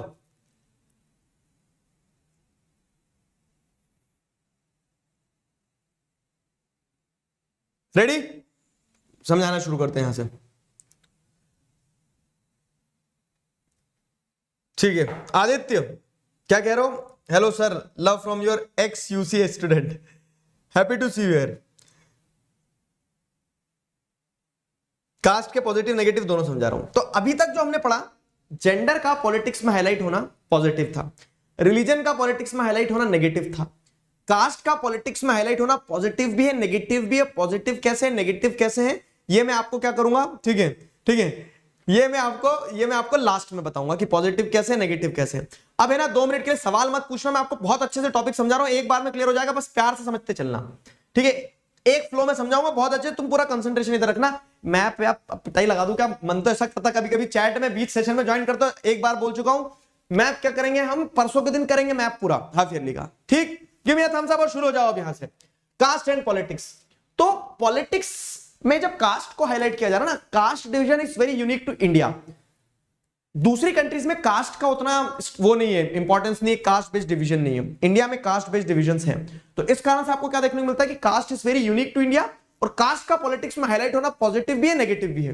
ठीक है, पॉजिटिव कैसे नेगेटिव कैसे दोनों आपको लास्ट तक समझ में जाएंगे। इंडिया की बात करें तो इंडिया में caste system is very unique. Caste inequalities India में हमेशा से रही है। यूनिक कैसे है, मैंने बताया, दूसरे समाजों में, दूसरे कंट्रीज में कास्ट इनइक्वालिटीज नहीं है। ठीक है, based on hereditary occupational division. Caste system जो है ना, तो कास्ट सिस्टम के चलते हमारे यहाँ हेरिडेटरी ऑक्यूपेशनल डिवीजन है। मतलब पहले क्या होता था, जो मैंने आपको बताया कि अगर एक व्यक्ति है जिसके पिताजी क्या करते थे, बाल काटने का काम करते थे, तो एक्सपेक्ट किया जाता था कि इनके घर में जो बच्चा पैदा होगा आगे जाके वो भी बाल काटेगा। ठीक है, एक व्यक्ति है जिनका काम होता था सड़कें साफ करने का। ठीक है, एक कास्ट का काम होगा कि साफ सफाई करेंगे, टॉयलेट साफ करेंगे, तो उनके घर में जो भी पैदा होगा उसका भी काम वही रहेगा। हेरिडेटरी ऑक्यूपेशनल डिवीजन का सिस्टम चला आ रहा था। अब ये हेरिडेटरी ऑक्यूपेशनल डिवीजन का सिस्टम जो था तो ये हमेशा से वैसा नहीं था। वर्ण सिस्टम जो था वो काम के हिसाब से व्यक्ति का क्या है वर्ण डिसाइड किया जाता था। बाद में विद टाइम क्या होगा कि चीजें इतनी रिजिड हो गई कि हेरिडेटरी ऑक्यूपेशनल सिस्टम आ गया जहां पे which was sanctioned by the rituals. तो बाद में ऐसा हो गया कि जिस कास्ट में आदमी है उस कास्ट के काम डिसाइड कर दिए गए और उस कास्ट में पैदा होने वाला व्यक्ति वही काम करेगा, ठीक है, वही काम करेगा। और उस हिसाब से क्या होता था कि आदमी का समाज में स्टेटस फिक्स कर दिया जाता था। और इसी के चलते क्या है डिस्क्रिमिनेशन और अनटचेबिलिटी जैसी चीजें भी निकल के आई।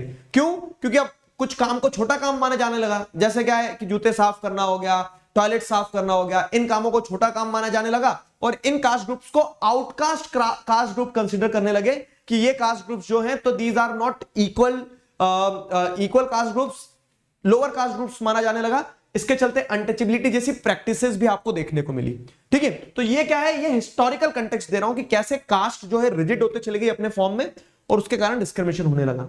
फाइन, अब हुआ क्या, तो अब आप जैसे आज देखोगे तो आज के समय में कास्ट सिस्टम उतना स्ट्रांग नहीं है, ठीक है।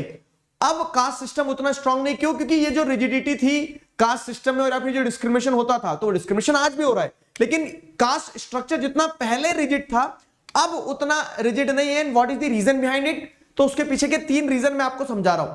ये 3 रीजन ब्रॉडली अगर पूछा जाए कि what are the reasons for the disintegration of caste system तो आप लिख दोगे, या फिर अगर स्पेसिफिकली पूछा जाए कि कैसे सोशल इकोनॉमिक चेंजेस आने से कास्ट सिस्टम में रिफॉर्म आया, ठीक है, कैसे सोशल रिफॉर्मर्स ने कास्ट सिस्टम को रिफॉर्म किया, तो वो जैसे भी पूछा जाए वैसे आप बता सकते हो। रिकॉल करें, कास्ट सिस्टम की बात करते हैं, it is unique to India, it is based on hereditary occupational division. मतलब क्या है कि हेरिडेटरी है, जैसे डिसीजेस हेरिडेटरी होती कि अगर पिताजी ये काम कर रहे थे तो बेटा भी वही काम करेगा, पोते भी वही काम करेंगे, परपोते भी वही काम करेंगे, और कास्ट के हिसाब से ऑक्यूपेशंस को क्या कर दिया जाता था, फिक्स कर दिया जाता था, and these were sanctioned by the rituals. इस सिस्टम को रिजिड बना दिया गया था। लेकिन विद टाइम आपको क्या देखने को मिला है, कि यहां पे आपको चेंजेस देखने को मिले हैं। क्या चेंजेस देखने को मिले कि कास्ट बेस्ड सोशल डिवीजन जो था तो अब वो होते क्या चले गए, अब वो थोड़े से चेंज होते चले गए, डिसइंटीग्रेशन हो गया कास्ट सिस्टम का। उसके पीछे के कारण, तो पहला कारण है सोशल रिफॉर्मर्स, ठीक है। कास्ट के नाम पे भेदभाव होते थे, तो कास्ट के नाम पे जब भेदभाव होते थे तो social reformers have educated and worked to establish equality। जैसे A.V. रामास्वामी नायकर, ठीक है, B.R. अम्बेडकर, महात्मा गांधी, ज्योतिबा फूले, तो इन सभी लोगों ने क्या किया, इन सभी लोगों ने बहुत बढ़ चढ़ के प्रयास किया ताकि क्या हो कि सोशल रिफॉर्मर्स के इन प्रयासों से कास्ट सिस्टम जो है वो कमजोर हुआ है। कास्ट सिस्टम, या फिर कह सकते हैं कि कास्ट की जो रिजिडिटी थी वो कम हुई है, ठीक है। फिर दूसरा, सोशो इकोनॉमिक चेंजेस के कारण भी कास्ट सिस्टम ब्रेक डाउन हुआ है, ठीक है। सोशो इकोनॉमिक चेंजेस मतलब क्या है कि सामाजिक और आर्थिक रूप से बदलाव आए हैं। जैसे अर्बनाइजेशन, गांव में कास्ट सिस्टम आज भी आपको देखने को मिल जाएगा। शहर में आप कभी किसी से नहीं पूछते हो कि उसके साथ बैठ के खाना खा रहे हो, आपका क्लासमेट जो उसके टिफिन में से आप रोटी लेके भाग गए, ठीक है, आप उससे ये नहीं पूछते कि तेरी कास्ट क्या है। क्यों? क्योंकि आप उसमें बिलीव नहीं करते उस चीज में। तो अर्बनाइजेशन के चलते क्या है, कास्ट सिस्टम ब्रेक डाउन हुआ है, ठीक है। फिर क्या है, लिटरेसी एंड एजुकेशन की बात करें तो जैसे जैसे लोग पढ़े तो उन्हें समझ में आया कि these are somethings which are not so important। Caste structure में कास्ट और ये इश्यूज जो है, लिटरेट होने के बाद में, एडुकेट होने के बाद में आदमी को लगा कि वो उतने मायने नहीं रखते हैं। ऑक्यूपेशनल मोबिलिटी, पहले क्या होता था कि वही बार्बर का बेटा है तो बार्बर ही बनेगा, कॉबलर का बेटा है तो वो कॉबलर ही बनेगा, जो मटके बनाने वाले कुम्हार का बेटा है तो वो कुम्हार ही बनेगा। लेकिन अब क्या है, ऑक्यूपेशनल मोबिलिटी, मतलब वो बार्बर का बेटा अब क्या बन सकता है, कलेक्टर बन सकता है। तो अब आप क्या देख रहे हैं, अब उसके साथ डिस्क्रिमिनेशन करके दिखा दो जरा, ठीक है, जेल में डलवा देगा। तो केस क्या हो रहा है ना कि ऑक्यूपेशनल मोबिलिटी के कारण कहीं ना कहीं आपको क्या देखने को मिलता है कि कास्ट सिस्टम ब्रेकडाउन हुआ है। तो इस तरह से सोशो इकोनॉमिक रिफॉर्म से पोजीशन ऑफ लैंडलॉर्ड, जमींदार जो थे तो वो कास्ट सिस्टम को चलाए रखते थे, अब जमींदार और लैंडलॉर्ड ही नहीं रह गए, रेस्ट इन पीस हो गए, तो कास्ट सिस्टम ब्रेकडाउन हो गया, ठीक है। तो एजुकेशन हो गया, लिटरेसी हो गया, अर्बनाइजेशन हो गया, ऑक्यूपेशनल मोबिलिटी हो गया, इकोनॉमिक डेवलपमेंट हो गया। So all these factors led to the disintegration of caste system, ठीक है, breaking down of caste system इस कारण से हुआ। और एक पॉइंट ये भी लिख सकते हो आप क्या कि कॉन्स्टिट्यूशनल प्रोविजंस ने कहीं ना कहीं कास्ट सिस्टम को क्या किया है, कमजोर किया है। जैसे अब हमारे कॉन्स्टिट्यूशन में क्लियर कट तरीके से मेंशन कर दिया गया है कि कास्ट के बेसिस पे डिस्क्रिमिनेशन नहीं कर सकते हो, कास्ट के बेसिस पे डिस्क्रिमिनेशन नहीं कर सकते हो, कानूनन अपराध है, तो आप करके दिखाओ डिस्क्रिमिनेशन। तो कॉन्स्टिट्यूशनल प्रोविजन से भी क्या हुआ है, डिसइंटीग्रेशन हुआ कास्ट सिस्टम का। तो समझ में आया ना, what are the reasons why there is breaking down of the caste system, कैसे सोशो इकोनॉमिक चेंजेस से कास्ट सिस्टम ब्रेकडाउन हुआ है, सोशो इकोनॉमिक चेंजेस के अलावा सोशल रिफॉर्मर्स और कॉन्स्टिट्यूशनल प्रोविजन से कास्ट सिस्टम ब्रेकडाउन हुआ है। समझ गए? ठीक है, तो ये आपको समझ में आया कि नहीं आया बताओ। However, despite this, ठीक है, इसके बावजूद भी, इतने चेंजेस के बावजूद भी आप क्या देखेंगे, इतने चेंजेस के बावजूद भी आपको देखने को मिलता है, एक एग्जांपल के तौर पे दे रहा हूं, इतने चेंजेस के बावजूद भी आज भी इट्स नॉट लाइक दैट कि कास्ट सिस्टम या फिर कास्ट से जो नोशंस एसोसिएटेड लोगों के, दे हैव कंप्लीटली वैनिश्ड। ठीक है, पूरी तरह से नहीं गए। कास्ट हायरार्की मतलब कुछ, कास्ट हायरार्की मतलब एक लेडर बनाना, कुछ ऊपर है कुछ नीचे है वो। तो अब अगर मैं आपको आगे का टॉपिक बताऊं तो आगे का टॉपिक क्या कह रहा है, despite this you have to understand this, क्या कि आदमी जब मैरिज की बात आती है तो सबसे पहले देखते हैं कि लड़की या लड़का हमारी कास्ट का है या नहीं है। समझ गए? लड़की या लड़का हमारी कास्ट का है या नहीं है। तो despite this, these things do play a very important role. ठीक है, जैसे मैरिज की बात हो गई, caste linkages with economic status. ठीक है, अब क्या हो रहा है कि कास्ट सिस्टम में एक समस्या ये भी है कि कास्ट इकोनॉमिक स्टेटस से जुड़ी हुई है। जैसे अगर आप देखेंगे तो सर्टन अपर कास्ट ग्रुप्स जो रहे हैं तो उन्होंने इकोनॉमिक फ्रूट्स को ज्यादा एंजॉय किया, तो उस कारण से अपर कास्ट जो है आज इकोनॉमिकली पावरफुल है, तो वो अपनी इकोनॉमिक पावर का कास्ट डोमिनेशन में इस्तेमाल कर सकते हैं। ठीक है, तो ये सारी चीजें हैं, ये सारी चीजें कास्ट एंड पॉलिटिक्स के कंटेक्स्ट में देखी, जहां से सवाल ये बनता है मेजरली, क्या यही बनता है कि what are the reasons behind the disintegration of caste system, या फिर कास्ट सिस्टम ब्रेकडाउन क्यों हुआ। अब आ जाओ caste in politics and politics in caste पे। ठीक है, ये दोनों टॉपिक में डिफरेंस क्या है पहले वो समझ लो। ठीक है, इसके लिए आपको एक कहानी सुनाई जाएगी। अवध किसान सभा के लीडर्स कौन थे? जवाहरलाल नेहरू और बाबा रामचंद्र। सिंपल। चलो अब कहानी सुनाई जाएगी बबलू की। ठीक है, Bablu OP in the chat. ठीक है, बबलू बोलता है कि हर बार मेरे साथ ही अन्याय क्यों, लेकिन Bablu you are the only person. तो क्या हो रहा है ना, कास्ट इन पॉलिटिक्स, और एक और टॉपिक है पॉलिटिक्स इन कास्ट। ठीक है, तो अब यहां पे मैं आपको समझाने के लिए बबलू का एग्जांपल लूंगा।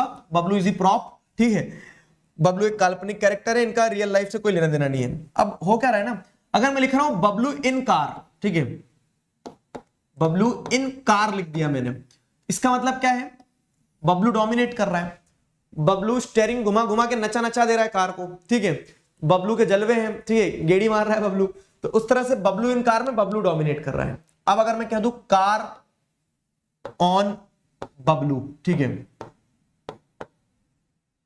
तो अब बबलू की आवाज नहीं निकल रही है, क्यों? क्योंकि बबलू के ऊपर कार चढ़ गई है। अब डोमिनेट कौन कर रहा है? कार। ठीक है, कार ने बबलू को फोन लगा के वो मीम बोला है। ठीक है, समझ गए? तो अब क्या हुआ, अब जैसे अगर आप देखोगे, अब अगर जैसे आप देखोगे क्या कि कार यहां डोमिनेट कर कार यहां डोमिनेट कर गई बबलू के ऊपर। तो पॉइंट क्या हो रहा है कि अब आपको यह देखना है कि जो शब्द आगे है वो डोमिनेट कर रहा है, जो शब्द आगे है वो डोमिनेट कर रहा है। ठीक है, जो शब्द आगे है वो पढ़ो लिखो चुपचाप।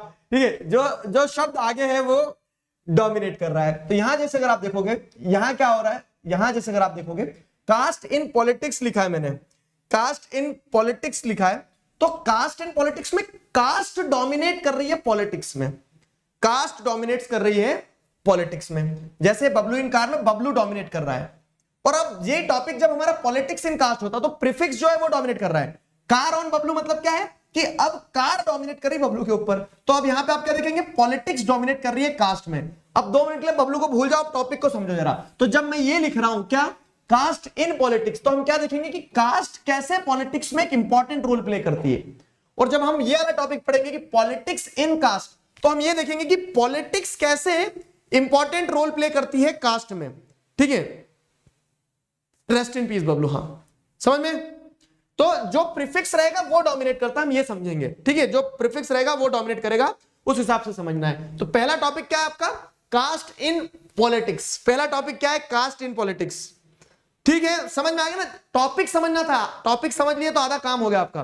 पहला टॉपिक है कास्ट इन पॉलिटिक्स। तो जैसे हम देखें कि domination of caste in politics can take various forms. कैसे? सबसे पहला चीज, caste composition of a constituency and nomination of candidates accordingly. ठीक है, कास्ट ऐसे डोमिनेट करती पॉलिटिक्स में कि जब भी किसी पॉलिटिकल पार्टी को किसी कैंडिडेट को टिकट देना होता है किसी एक कॉन्स्टिट्यूएंसी में, कि चुनाव आने वाले कि इस जगह से किसको चुनाव में टिकट दी जाए पार्टी के द्वारा, तो पार्टी क्या करती है, ये देखती है कि वहां पे किस कास्ट के लोग ज्यादा रहते हैं। क्यों? पॉलिटिकल पार्टीज को ऐसा लगता है कि अगर मान लो किसी कॉन्स्टिट्यूएंसी में यादव कास्ट के लोग ज्यादा हैं, तो यादव लोगों को हम क्या करते हैं, टिकट देते हैं, उसके जीतने के चांसेस ज्यादा रहेंगे। समझ रहे हो? तो इस तरह से कास्ट कितना इंपॉर्टेंट रोल प्ले करती है पॉलिटिक्स में, कि कास्ट कंपोजिशन देखा जाता है उस कॉन्स्टिट्यूएंसी का, and the nomination of candidates takes place accordingly, और उस हिसाब से कैंडिडेट्स का नॉमिनेशन होता है। ठीक है, फिर जैसे दूसरा देखोगे तो political parties and candidates appeal to the caste sentiments to muster support. ठीक है, अब आप देखेंगे क्या कि कोई पॉलिटिकल पार्टी अगर राजस्थान में चुनाव प्रचार के लिए जा रही है तो सबसे पहले जाते से क्या करेगी, महाराणा प्रताप को नमन करेगी। क्यों? क्योंकि उन्हें पता है कि अगर इनके आगे नमन नहीं किया तो यहां जीतना मुश्किल नहीं है, मतलब यहां जीतना बहुत मुश्किल है। समझ रहे हो? तो क्या हो रहा है कि political parties and candidates appeal to the caste sentiments. Maharashtra में अगर कोई पॉलिटिकल पार्टी गई तो वो क्या करेगी, वो पॉलिटिकल पार्टी देखेगी कि मराठाओं का राज्य है तो जय छत्रपति महाराज शिवाजी महाराज, इस तरह से वो क्या करेगी कि मराठास के कास्ट सेंटिमेंट को अपील करेगी पॉलिटिकल पार्टी, क्योंकि उन्हें पता है कि caste plays a very important role in political parties. ठीक है, पॉलिटिक्स में कास्ट एक इंपॉर्टेंट रोल प्ले करती है। समझ गए? तो इस तरह से ये दूसरी चीज दर्शाती है कि caste plays a very important role, caste in politics. तीसरा जैसे अगर आप देखोगे तो यूनिवर्सल अडल्ट फ्रेंचाइजी के चलते अब क्या हो गया, principle of one vote and one person one vote का प्रिंसिपल जो यूनिवर्सल अडल्ट फ्रेंचाइजी के चलते आ गया, क्या हो गया बोर्ड को। ठीक है, यूनिवर्सल अडल्ट फ्रेंचाइजी के चलते principle of one person one vote है। जब सारे लोगों के इक्वल वोटिंग राइट है तो अब इन्हें समझ में आ गया कि कोई भी कास्ट हो, चाहे अपर कास्ट हो चाहे लोअर कास्ट हो, किसी कास्ट को छोड़ नहीं सकते, क्योंकि हर कास्ट एक साथ एकजुट होकर वोट करती है। तो इसके चलते क्या है, इसके चलते this has brought new consensus among the caste that were earlier treated inferior and low. पहले जिन कास्ट को इंफीरियर और लो कंसीडर किया जाता था, अब उन कास्ट को भी आपको क्या देखने को मिलता है, पूरा इंपॉर्टेंस दिया जाता है, क्योंकि हर पार्टी समझती है कि caste plays a very important role in politics. तो अब इतने तीनों पॉइंट समझ में आया था क्यों मैं थम्स अप। ठीक है, कि how caste plays a very important role in politics. तो कास्ट कंपोजिशन देखी जाती है with before distributing the tickets, nomination के पहले। दूसरा, पॉलिटिकल पार्टीज सपोर्ट मस्टर करने के लिए कास्ट का यूज करती है। तीसरा, कि यूनिवर्सल अडल्ट फ्रेंचाइजी के चलते अब no caste can be left alone, हर कास्ट की इंपॉर्टेंस है पॉलिटिक्स में। ठीक है, समझ गए? अब इतना समझने के बाद तो ऐसा लगता है सर कि चुनाव कुछ नहीं है, चुनाव सिर्फ क्या है, कास्ट से ही ड्रिवन है, एवरीथिंग इज, ठीक है, everything is related to caste only in politics. Politics में everything is caste centric only, politics is all about caste only, ऐसा लग सकता है हमें, लेकिन ऐसा है नहीं। ठीक है, हर वो चीज जैसी लगती है वैसी होती नहीं है। ठीक है, तो अब जैसे अगर आप यहां देखोगे तो यहां पे काउंटर आर्ग्यूमेंट क्या है, काउंटर आर्ग्यूमेंट मतलब उसके अगेंस्ट में काउंटर आर्ग्यूमेंट क्या है, काउंटर आर्ग्यूमेंट किसके अगेंस्ट में, इन पॉइंट्स के अगेंस्ट में कि कास्ट ही पॉलिटिक्स है। ठीक है, तो उसके अगेंस्ट में काउंटर आर्ग्यूमेंट ये है, काउंटर आर्ग्यूमेंट समझना एक एक करके, कि no parliamentary constituency in the country has a clear majority. माना कि एक पॉलिटिकल पार्टी ये जरूर देखती है कि किस कास्ट के लोग ज्यादा है किस कॉन्स्टिट्यूएंसी में, हर पॉलिटिकल पार्टी ये देखती है कि किस कास्ट के लोग ज्यादा है किस कॉन्स्टिट्यूएंसी में। लेकिन कोई एक भी कंट्री, मतलब कोई एक भी कॉन्स्टिट्यूएंसी पूरी कंट्री में ऐसी नहीं है जहां पे सिर्फ एक कास्ट के लोग ही मेजोरिटी में है। ठीक है, क्योंकि हर कॉन्स्टिट्यूएंसी के अंदर मल्टीपल कास्ट होती है। ये हो सकता है कि एक कास्ट थोड़ी ज्यादा हो, लेकिन क्लियर कट मेजोरिटी एक ही कास्ट के लोग की हो एक कॉन्स्टिट्यूएंसी में, ऐसा संभव नहीं है। दूसरी चीज क्या है, अगर मान लो क्या हो गया कि है भी, फॉर एग्जांपल मान लो कि किसी एक कॉन्स्टिट्यूएंसी में किसी एक कास्ट के लोग, सपोज जाट जो है तो एक कॉन्स्टिट्यूएंसी में सबसे ज्यादा है। ठीक है, तो यह भी होगा कि जरूरी नहीं कि बीजेपी पूरे जाट के वोट जीत लेगी या कांग्रेस पूरे जाट्स के वोट जीत लेंगी। ठीक है, no party win the votes of all the voters of a caste और अ कम्युनिटी। कोई भी एक पॉलिटिकल पार्टी ऐसी है ही नहीं जो उस कास्ट के पूरे वोट ले रही हो। ये तय है कि पूरी जो कास्ट के लोग हैं तो कुछ लोग किसी एक पार्टी को सपोर्ट करते होंगे, कुछ लोग किसी दूसरी पार्टी को। ठीक है, ये हो गया। दूसरी चीज क्या है, अगर मान लो ये भी हो गया कि एक कॉन्स्टिट्यूएंसी है, चलो मान लो कॉन्स्टिट्यूएंसी नंबर ए मान लेते, कॉन्स्टिट्यूशन नंबर 1 मानते, नंबर में 1 आएगा ना, कॉन्स्टिट्यूएंसी नंबर 1 मान ली। उसमें क्या हो रहा है, उसमें सारे मेजोरिटी में राजपूत से फॉर एग्जांपल, और ऐसा मान लिया कि सारे राजपूत एक ही पॉलिटिकल पार्टी को वोट देते हैं। ठीक है, मतलब अपने ही कैंडिडेट को वोट देंगे मान लिया। अब होगा क्या, अगर ऐसा है तो बीजेपी भी क्या करेगी, एक राजपूत कैंडिडेट उतार देगी और कांग्रेस भी राजपूत कैंडिडेट उतार देगी, आम आदमी पार्टी भी राजपूत कैंडिडेट उतार देगी। तो अब बताओ, अब व्यक्ति तो एक ही वोट दे पाएगा ना, व्यक्ति तो एक ही वोट दे पाएगा। तो मेनी पॉलिटिकल पार्टीज में put up candidates from the same caste. If that caste dominate the electorate in the particular constituency, अगर एक कास्ट कहीं डोमिनेट कर भी रही है ना, तो सारी पॉलिटिकल पार्टी उसी कास्ट के कैंडिडेट को टिकट दे देगी। तो इस सेंस में आपको क्या देखने को मिलता है, इस सेंस में आपको देखने को मिलता है कि caste do plays a very important role in politics, but politics is all about caste. This is wrong, this is wrong. In fact आपको यह भी देखने को मिलता है कि आज जो पार्टी रूल कर रही है किसी कॉन्स्टिट्यूएंसी में, वो पार्टी कल हारेगी भी, वो पार्टी कल हारेगी भी। मतलब जो सिटिंग एमपी और एमएलए है, तो they frequently lose elections in our country. This shows या फिर दिस प्रूव्स क्या कि लोग जो हैं जिन्होंने आज जैसे वोट दिया है वो कल वैसे वोट नहीं देंगे, अपना वोटिंग ओपिनियन बदल लेते हैं, वो अपना वोटिंग ओपिनियन बदल लेते हैं। क्या यहां तक सारी चीजें आपको क्लियर है? अगर सारी चीजें क्लियर है तो अगले क्वेश्चन पे एक सवाल आएगा, और एक सवाल के साथ साथ में एक बार रिकैप करवा देता हूं मैं आपको, ठीक है। कास्ट इन पॉलिटिक्स में हम ये देख रहे हैं कि डोमिनेट कौन कर रहा है, कास्ट कर रहा है पॉलिटिक्स में। कैसे? तो पॉलिटिकल पार्टीज कास्ट कंपोजिशन देखती है किसी भी कॉन्स्टिट्यूएंसी का बिफोर गिविंग द टिकट और before the nomination of the candidate. They muster the caste sentiments to get the vote, ठीक है, support of the people of that caste. तीसरा क्या है? Due to the universal and franchise they can not leave any caste, ठीक है, all the caste plays a very important role for them, ठीक है। तो जो कास्ट एक समय पे लो और इंफीरियर कंसीडर की जाती है, तब उनकी भी उतनी वैल्यू, ठीक है।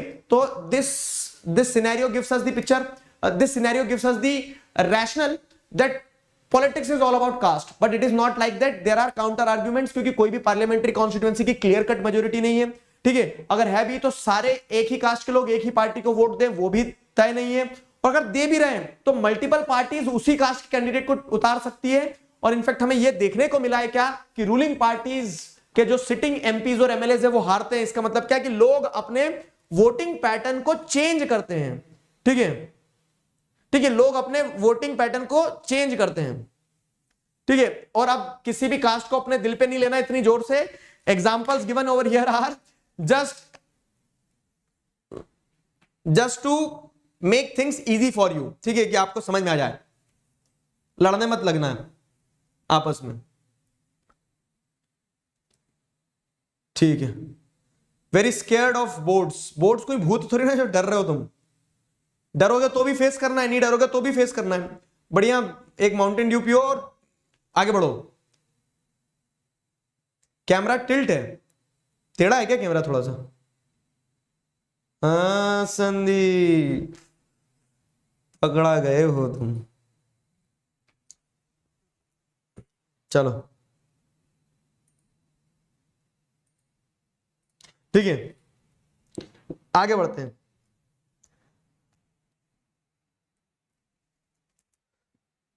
In India, the literacy rate among women is significantly lower than men. ठीक है, the patriarchal system in India gives more value to the education of male child who carries on the family name. सही है, both A and R are true. India में literacy rate women का कम है, कारण उसका यही है कि पैट्रियार्कल सिस्टम जो है ना, तो वहां पे education of male child is given more importance. तो A is the right answer, A is the right answer, ठीक है, समझ गए? आ जाओ। On 27 we are having our SST paper, Saint Joseph coed school. All the best to everyone from Saint Joseph, ठीक है। 26 तारीख तक हमारे 10 चैप्टर हो जाएंगे, ठीक है। Is casteism practising same as caste in politics? Casteism practising same as caste in politics? Yes you can say. अब आ जाओ कार ऑन बबलू, बबलू की आत्मा को एक बार फिर जिंदा किया जाए। तो पॉलिटिक्स इन कास्ट में क्या हो जाएगा? अब डोमिनेट क्या कर रहा? पॉलिटिक्स, मतलब how politics is played with caste, समझ गए? How politics is played with caste, वो वाला पार्ट अब यहां आ जाएगा। How politics is played with caste, वो वाला पार्ट आ जाएगा, समझ गए? Politics in caste. तो अब जैसे आप क्या देखते हैं कि politics to influences the caste system and caste identities. ऐसा नहीं है कि सिर्फ कास्ट पॉलिटिक्स में इंपॉर्टेंट रोल प्ले कर रही है, ठीक है। पॉलिटिक्स भी क्या करती है? पॉलिटिक्स भी कास्ट को इन्फ्लुएंस करती है, कास्ट सिस्टम को तोड़ती मरोड़ती है, ठीक है, तोड़ती मरोड़ती है। तो ये स्टेटमेंट जो ये क्वेश्चन बन के आता है कभी कभी एग्जाम में, क्या कि it is not politics that gets caste ridden, मतलब it's not just caste in politics. Simple करो तो सिर्फ कास्ट इन पॉलिटिक्स ही नहीं चलता है। It is not politics that gets caste ridden या फिर कास्ट डोमिनेट करती है पॉलिटिक्स पे, ऐसा नहीं है। It is the caste that gets politicised. Often the caste gets politicised, मतलब कास्ट को भी तोड़ मरोड़ देती है कौन? पॉलिटिक्स। पॉलिटिक्स भी डोमिनेट करती है कास्ट के ऊपर, वो चीज है, ठीक है, यहां पे बस ये टॉपिक में इतना ही समझना कि कौन कहां डोमिनेट कर रहा है। पॉलिटिक्स इन कास्ट में पॉलिटिक्स कैसे कास्ट के साथ खेली जाती है, और कास्ट इन पॉलिटिक्स में कैसे कास्ट पॉलिटिक्स के साथ खेल लेती है। ठीक है, ये चीज है। तो अब अगर हम जैसे देखें तो how politics is playing a dominant role in the caste system, या फिर how politics is influencing the caste system. तो each caste group tries to become bigger by incorporating with in the neighbouring caste और सब caste which were earlier excluded from it. तो इस तरह से politics होती है, कैसे कि हर कास्ट ग्रुप अपने आप को बड़ा बनाना चाहता है। जितना बड़ा कास्ट ग्रुप रहेगा उतना ज्यादा पॉलिटिकल पार्टीज का ध्यान रहेगा उस कास्ट ग्रुप की तरफ। तो हर कास्ट ग्रुप क्या करता है, अपने आजू बाजू के नेबरिंग कास्ट है ना, मतलब कास्ट अलग अलग है। जैसे एक एग्जांपल देता हूं, कास्ट अलग अलग होती है बहुत सारी, ठीक है। जैसे ब्राह्मण्स की अगर बात करें तो ब्राह्मण्स के अंदर क्या है, मल्टीपल कास्ट होंगी, लेकिन सारे ब्राह्मण को अखिल भारतीय ब्राह्मण परिषद बनाने की कोशिश की जाएगी। क्यों? क्योंकि उन्हें पता है कि संगठित रहेंगे, यूनाइटेड रहेंगे तो बड़ा वोट बैंक दिखेगा, बड़ा वोट बैंक दिखेगा तो पॉलिटिकल पार्टीज की नजर ज्यादा आएगी हमारे ऊपर। ठीक है, तो इस तरह से हर कास्ट ग्रुप अपने आप को बड़ा बनाना चाहता है by incorporating the neighbouring caste और सब caste which were earlier excluded. पहले ऐसा बोल दिया जाता था, नहीं शादी करने की बारी आएगी, नहीं ये तो वो वाले ब्राह्मण है, ये तो वो वाले ब्राह्मण है, ये तो वो वाले ब्राह्मण है। लेकिन जब वो वोट बैंक की बात आती तो अखिल भारतीय ब्राह्मण परिषद बनाएंगे। समझ गए? तो केस क्या हो रहा है, केस समझ में आया आपको कि किस तरह से हर caste group tries to become bigger and bigger so that they can attract more and more attention of the political parties. तो this is how the politics is played in caste. समझ गए? समझ गए तो बताओ दूसरा तरीका, various caste groups are required to enter into a coalition with other group और communities and thus entering into a dialogue and negotiation. ये पॉइंट भी समझना, ये पॉइंट भी क्लियर कट तरीके से बताता क्या कि ऐसे भी पॉलिटिक्स की जाती कास्ट के साथ में कि दो अलग अलग कास्ट ग्रुप, एक जमीन एक आसमान है, लेकिन दोनों एक साथ हाथ मिलाते हैं। क्यों? क्योंकि उन्हें लगता है कि हम दोनों एक साथ आएंगे तो हम पॉलिटिक्स में ज्यादा क्या कर पाएंगे, वोट बैंक को अपील कर पाएंगे। एक एग्जांपल देता हूं, जैसे उत्तर प्रदेश की राजनीति में क्या होता है, दलित मुस्लिम यूनिटी की बात की जाती है। अब Dalits and Muslims both are the, अगर कास्ट स्ट्रक्चर के हिसाब से देखा जाए तो कास्ट छोड़ो, both the categories belong to different religion, लेकिन पॉलिटिक्स के नाम पे दलित मुस्लिम यूनिटी की बात की जाती है। ठीक है, तो वो क्या देखने को मिल रहा है आपको, वो देखने को मिल रहा है कि groups tries to enter into collision so that they can attract more and more political appeals. तीसरा, जैसे अगर आप देखोगे तो new kinds of caste groups have come up in the political arena like backward and forward caste group. ठीक है, और अब क्या है कि जो कास्ट ग्रुप एग्जिस्ट नहीं करते वो भी आ गए, बैकवर्ड कास्ट बना दी, फॉरवर्ड कास्ट बना दी, ताकि एक शब्द में पूरी की पूरी कैटेगरी को हम क्या कर सके, अंदर ले सके, अपने पूरी की पूरी कैटेगरी को एड्रेस कर सके। ठीक है, तो क्या हो रहा है कि backward and forward caste groups आ जाते हैं इस तरह से। ठीक है, न्यू कास्ट ग्रुप्स का इमरजेंस आपको तीसरा पॉइंट देखने को मिल गया। So all these points prove how politics plays a very important role in caste. ठीक है, how politics is played with the caste. अब पॉइंट ये आता है, इज देयर एनी एडवांटेज। मैंने आपको नेगेटिव एडवांटेज बता दिए, पॉजिटिव भी बता दिए, अभी बताया नहीं, मतलब बताऊंगा। तो जो स्टार्टिंग में बताया था कि politics is something, politics and caste is something which is having both positive and negative. तो पॉजिटिव क्या है पता है, कि जब कास्ट इश्यूज को पॉलिटिक्स में हाईलाइट किया जाता ना, तो एक समय तक जिन कास्ट ग्रुप्स ने डिस्क्रिमिनेशन फेस किया, सो कॉल्ड लोअर कास्ट जो रही, तो उन कास्ट ग्रुप्स को क्या मिलता है, मौका मिलता है आगे आने का। ठीक है, जब क्या होता है कि this help the people from Dalits and OBC caste to gain better access to the decision making. ठीक है, जब पॉलिटिक्स में कास्ट को हाईलाइट किया गया, ठीक है, तो कास्ट के हाईलाइटिंग से या फिर कास्ट के इशू को उठाने से ये हुआ कि जो एक समय पे जैसे दलित हो गए, ओबीसी कास्ट के लोग हो गए, तो जो लोग डिप्राइव्ड रहे रिसोर्सेज से, डिसीजन मेकिंग में पावर नहीं रही, उनको मौका मिला है फोर फ्रंट पे आने का। लेकिन इसी का नेगेटिव एडवांटेज भी है। नेगेटिव एडवांटेज क्या है कास्ट को पॉलिटिक्स में हाईलाइट करने का, कि जो जरूरी मुद्दे हैं, जो इंपॉर्टेंट प्रेसिंग इश्यूज हैं, एजुकेशन, हेल्थ, डेवलपमेंट, उनसे हटा के लोगों को कास्ट के नाम पे लड़वाते रहते हैं। ठीक है, तो still this can divert attention from other important issues like poverty, development, corruption। ठीक है, और लोगों को कास्ट में लड़ाते जाएंगे कि उनकी कास्ट को वोट नहीं देना, अपनी कास्ट को जिताना है, कास्ट कास्ट। ठीक है, और उतने में क्या हो जाता है, कोई जीत के चले जाता है, फिर 5 साल बाद आता है वो वापस लड़ाने के लिए। ठीक, तो this is the case, positive negative सारा एस्पेक्ट सब कुछ बता दिया है। Now tell me, are the things clear till here? Repeat please. क्या रिपीट करूं बाबू सिद्धार्थ, इसमें बताओ। हाँ, एक बार रिपीट कर देते हैं। आज 250 के हो जाएंगे, लेट्स सी।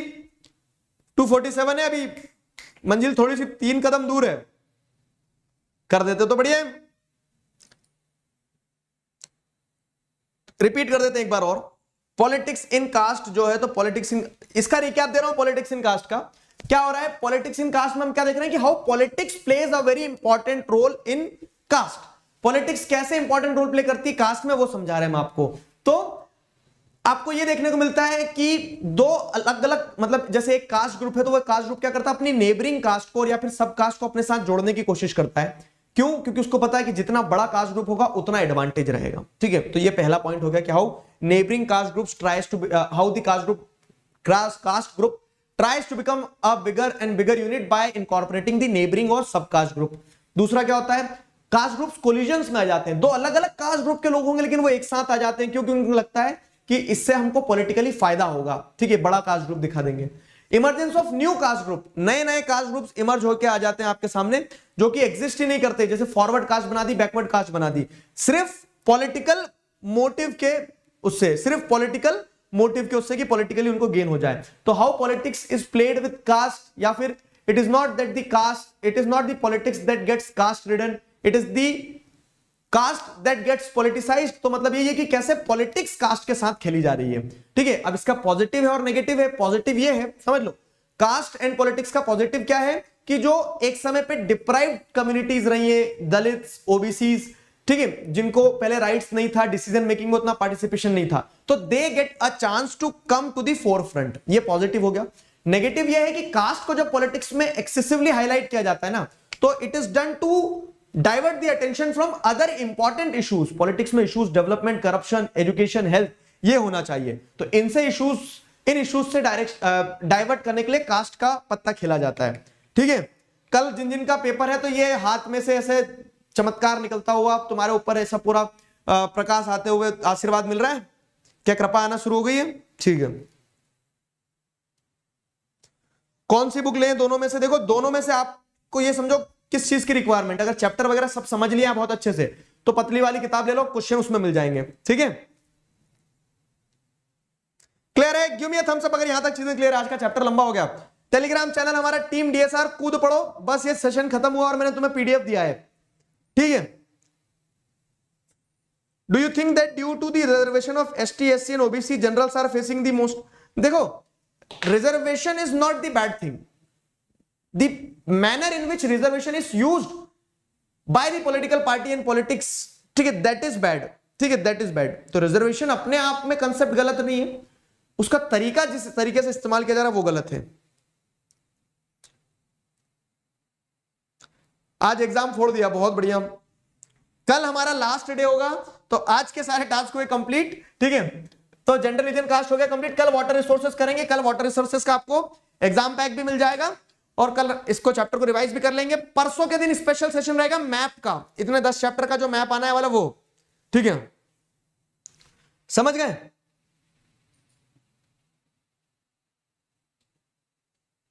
क्लियर है? आ गई कृपा? बहुत बढ़िया, पहुंच गई। एग्रीकल्चर का भी मैप करवा देना। एग्रीकल्चर चैप्टर का मैप चाहिए तुम्हें?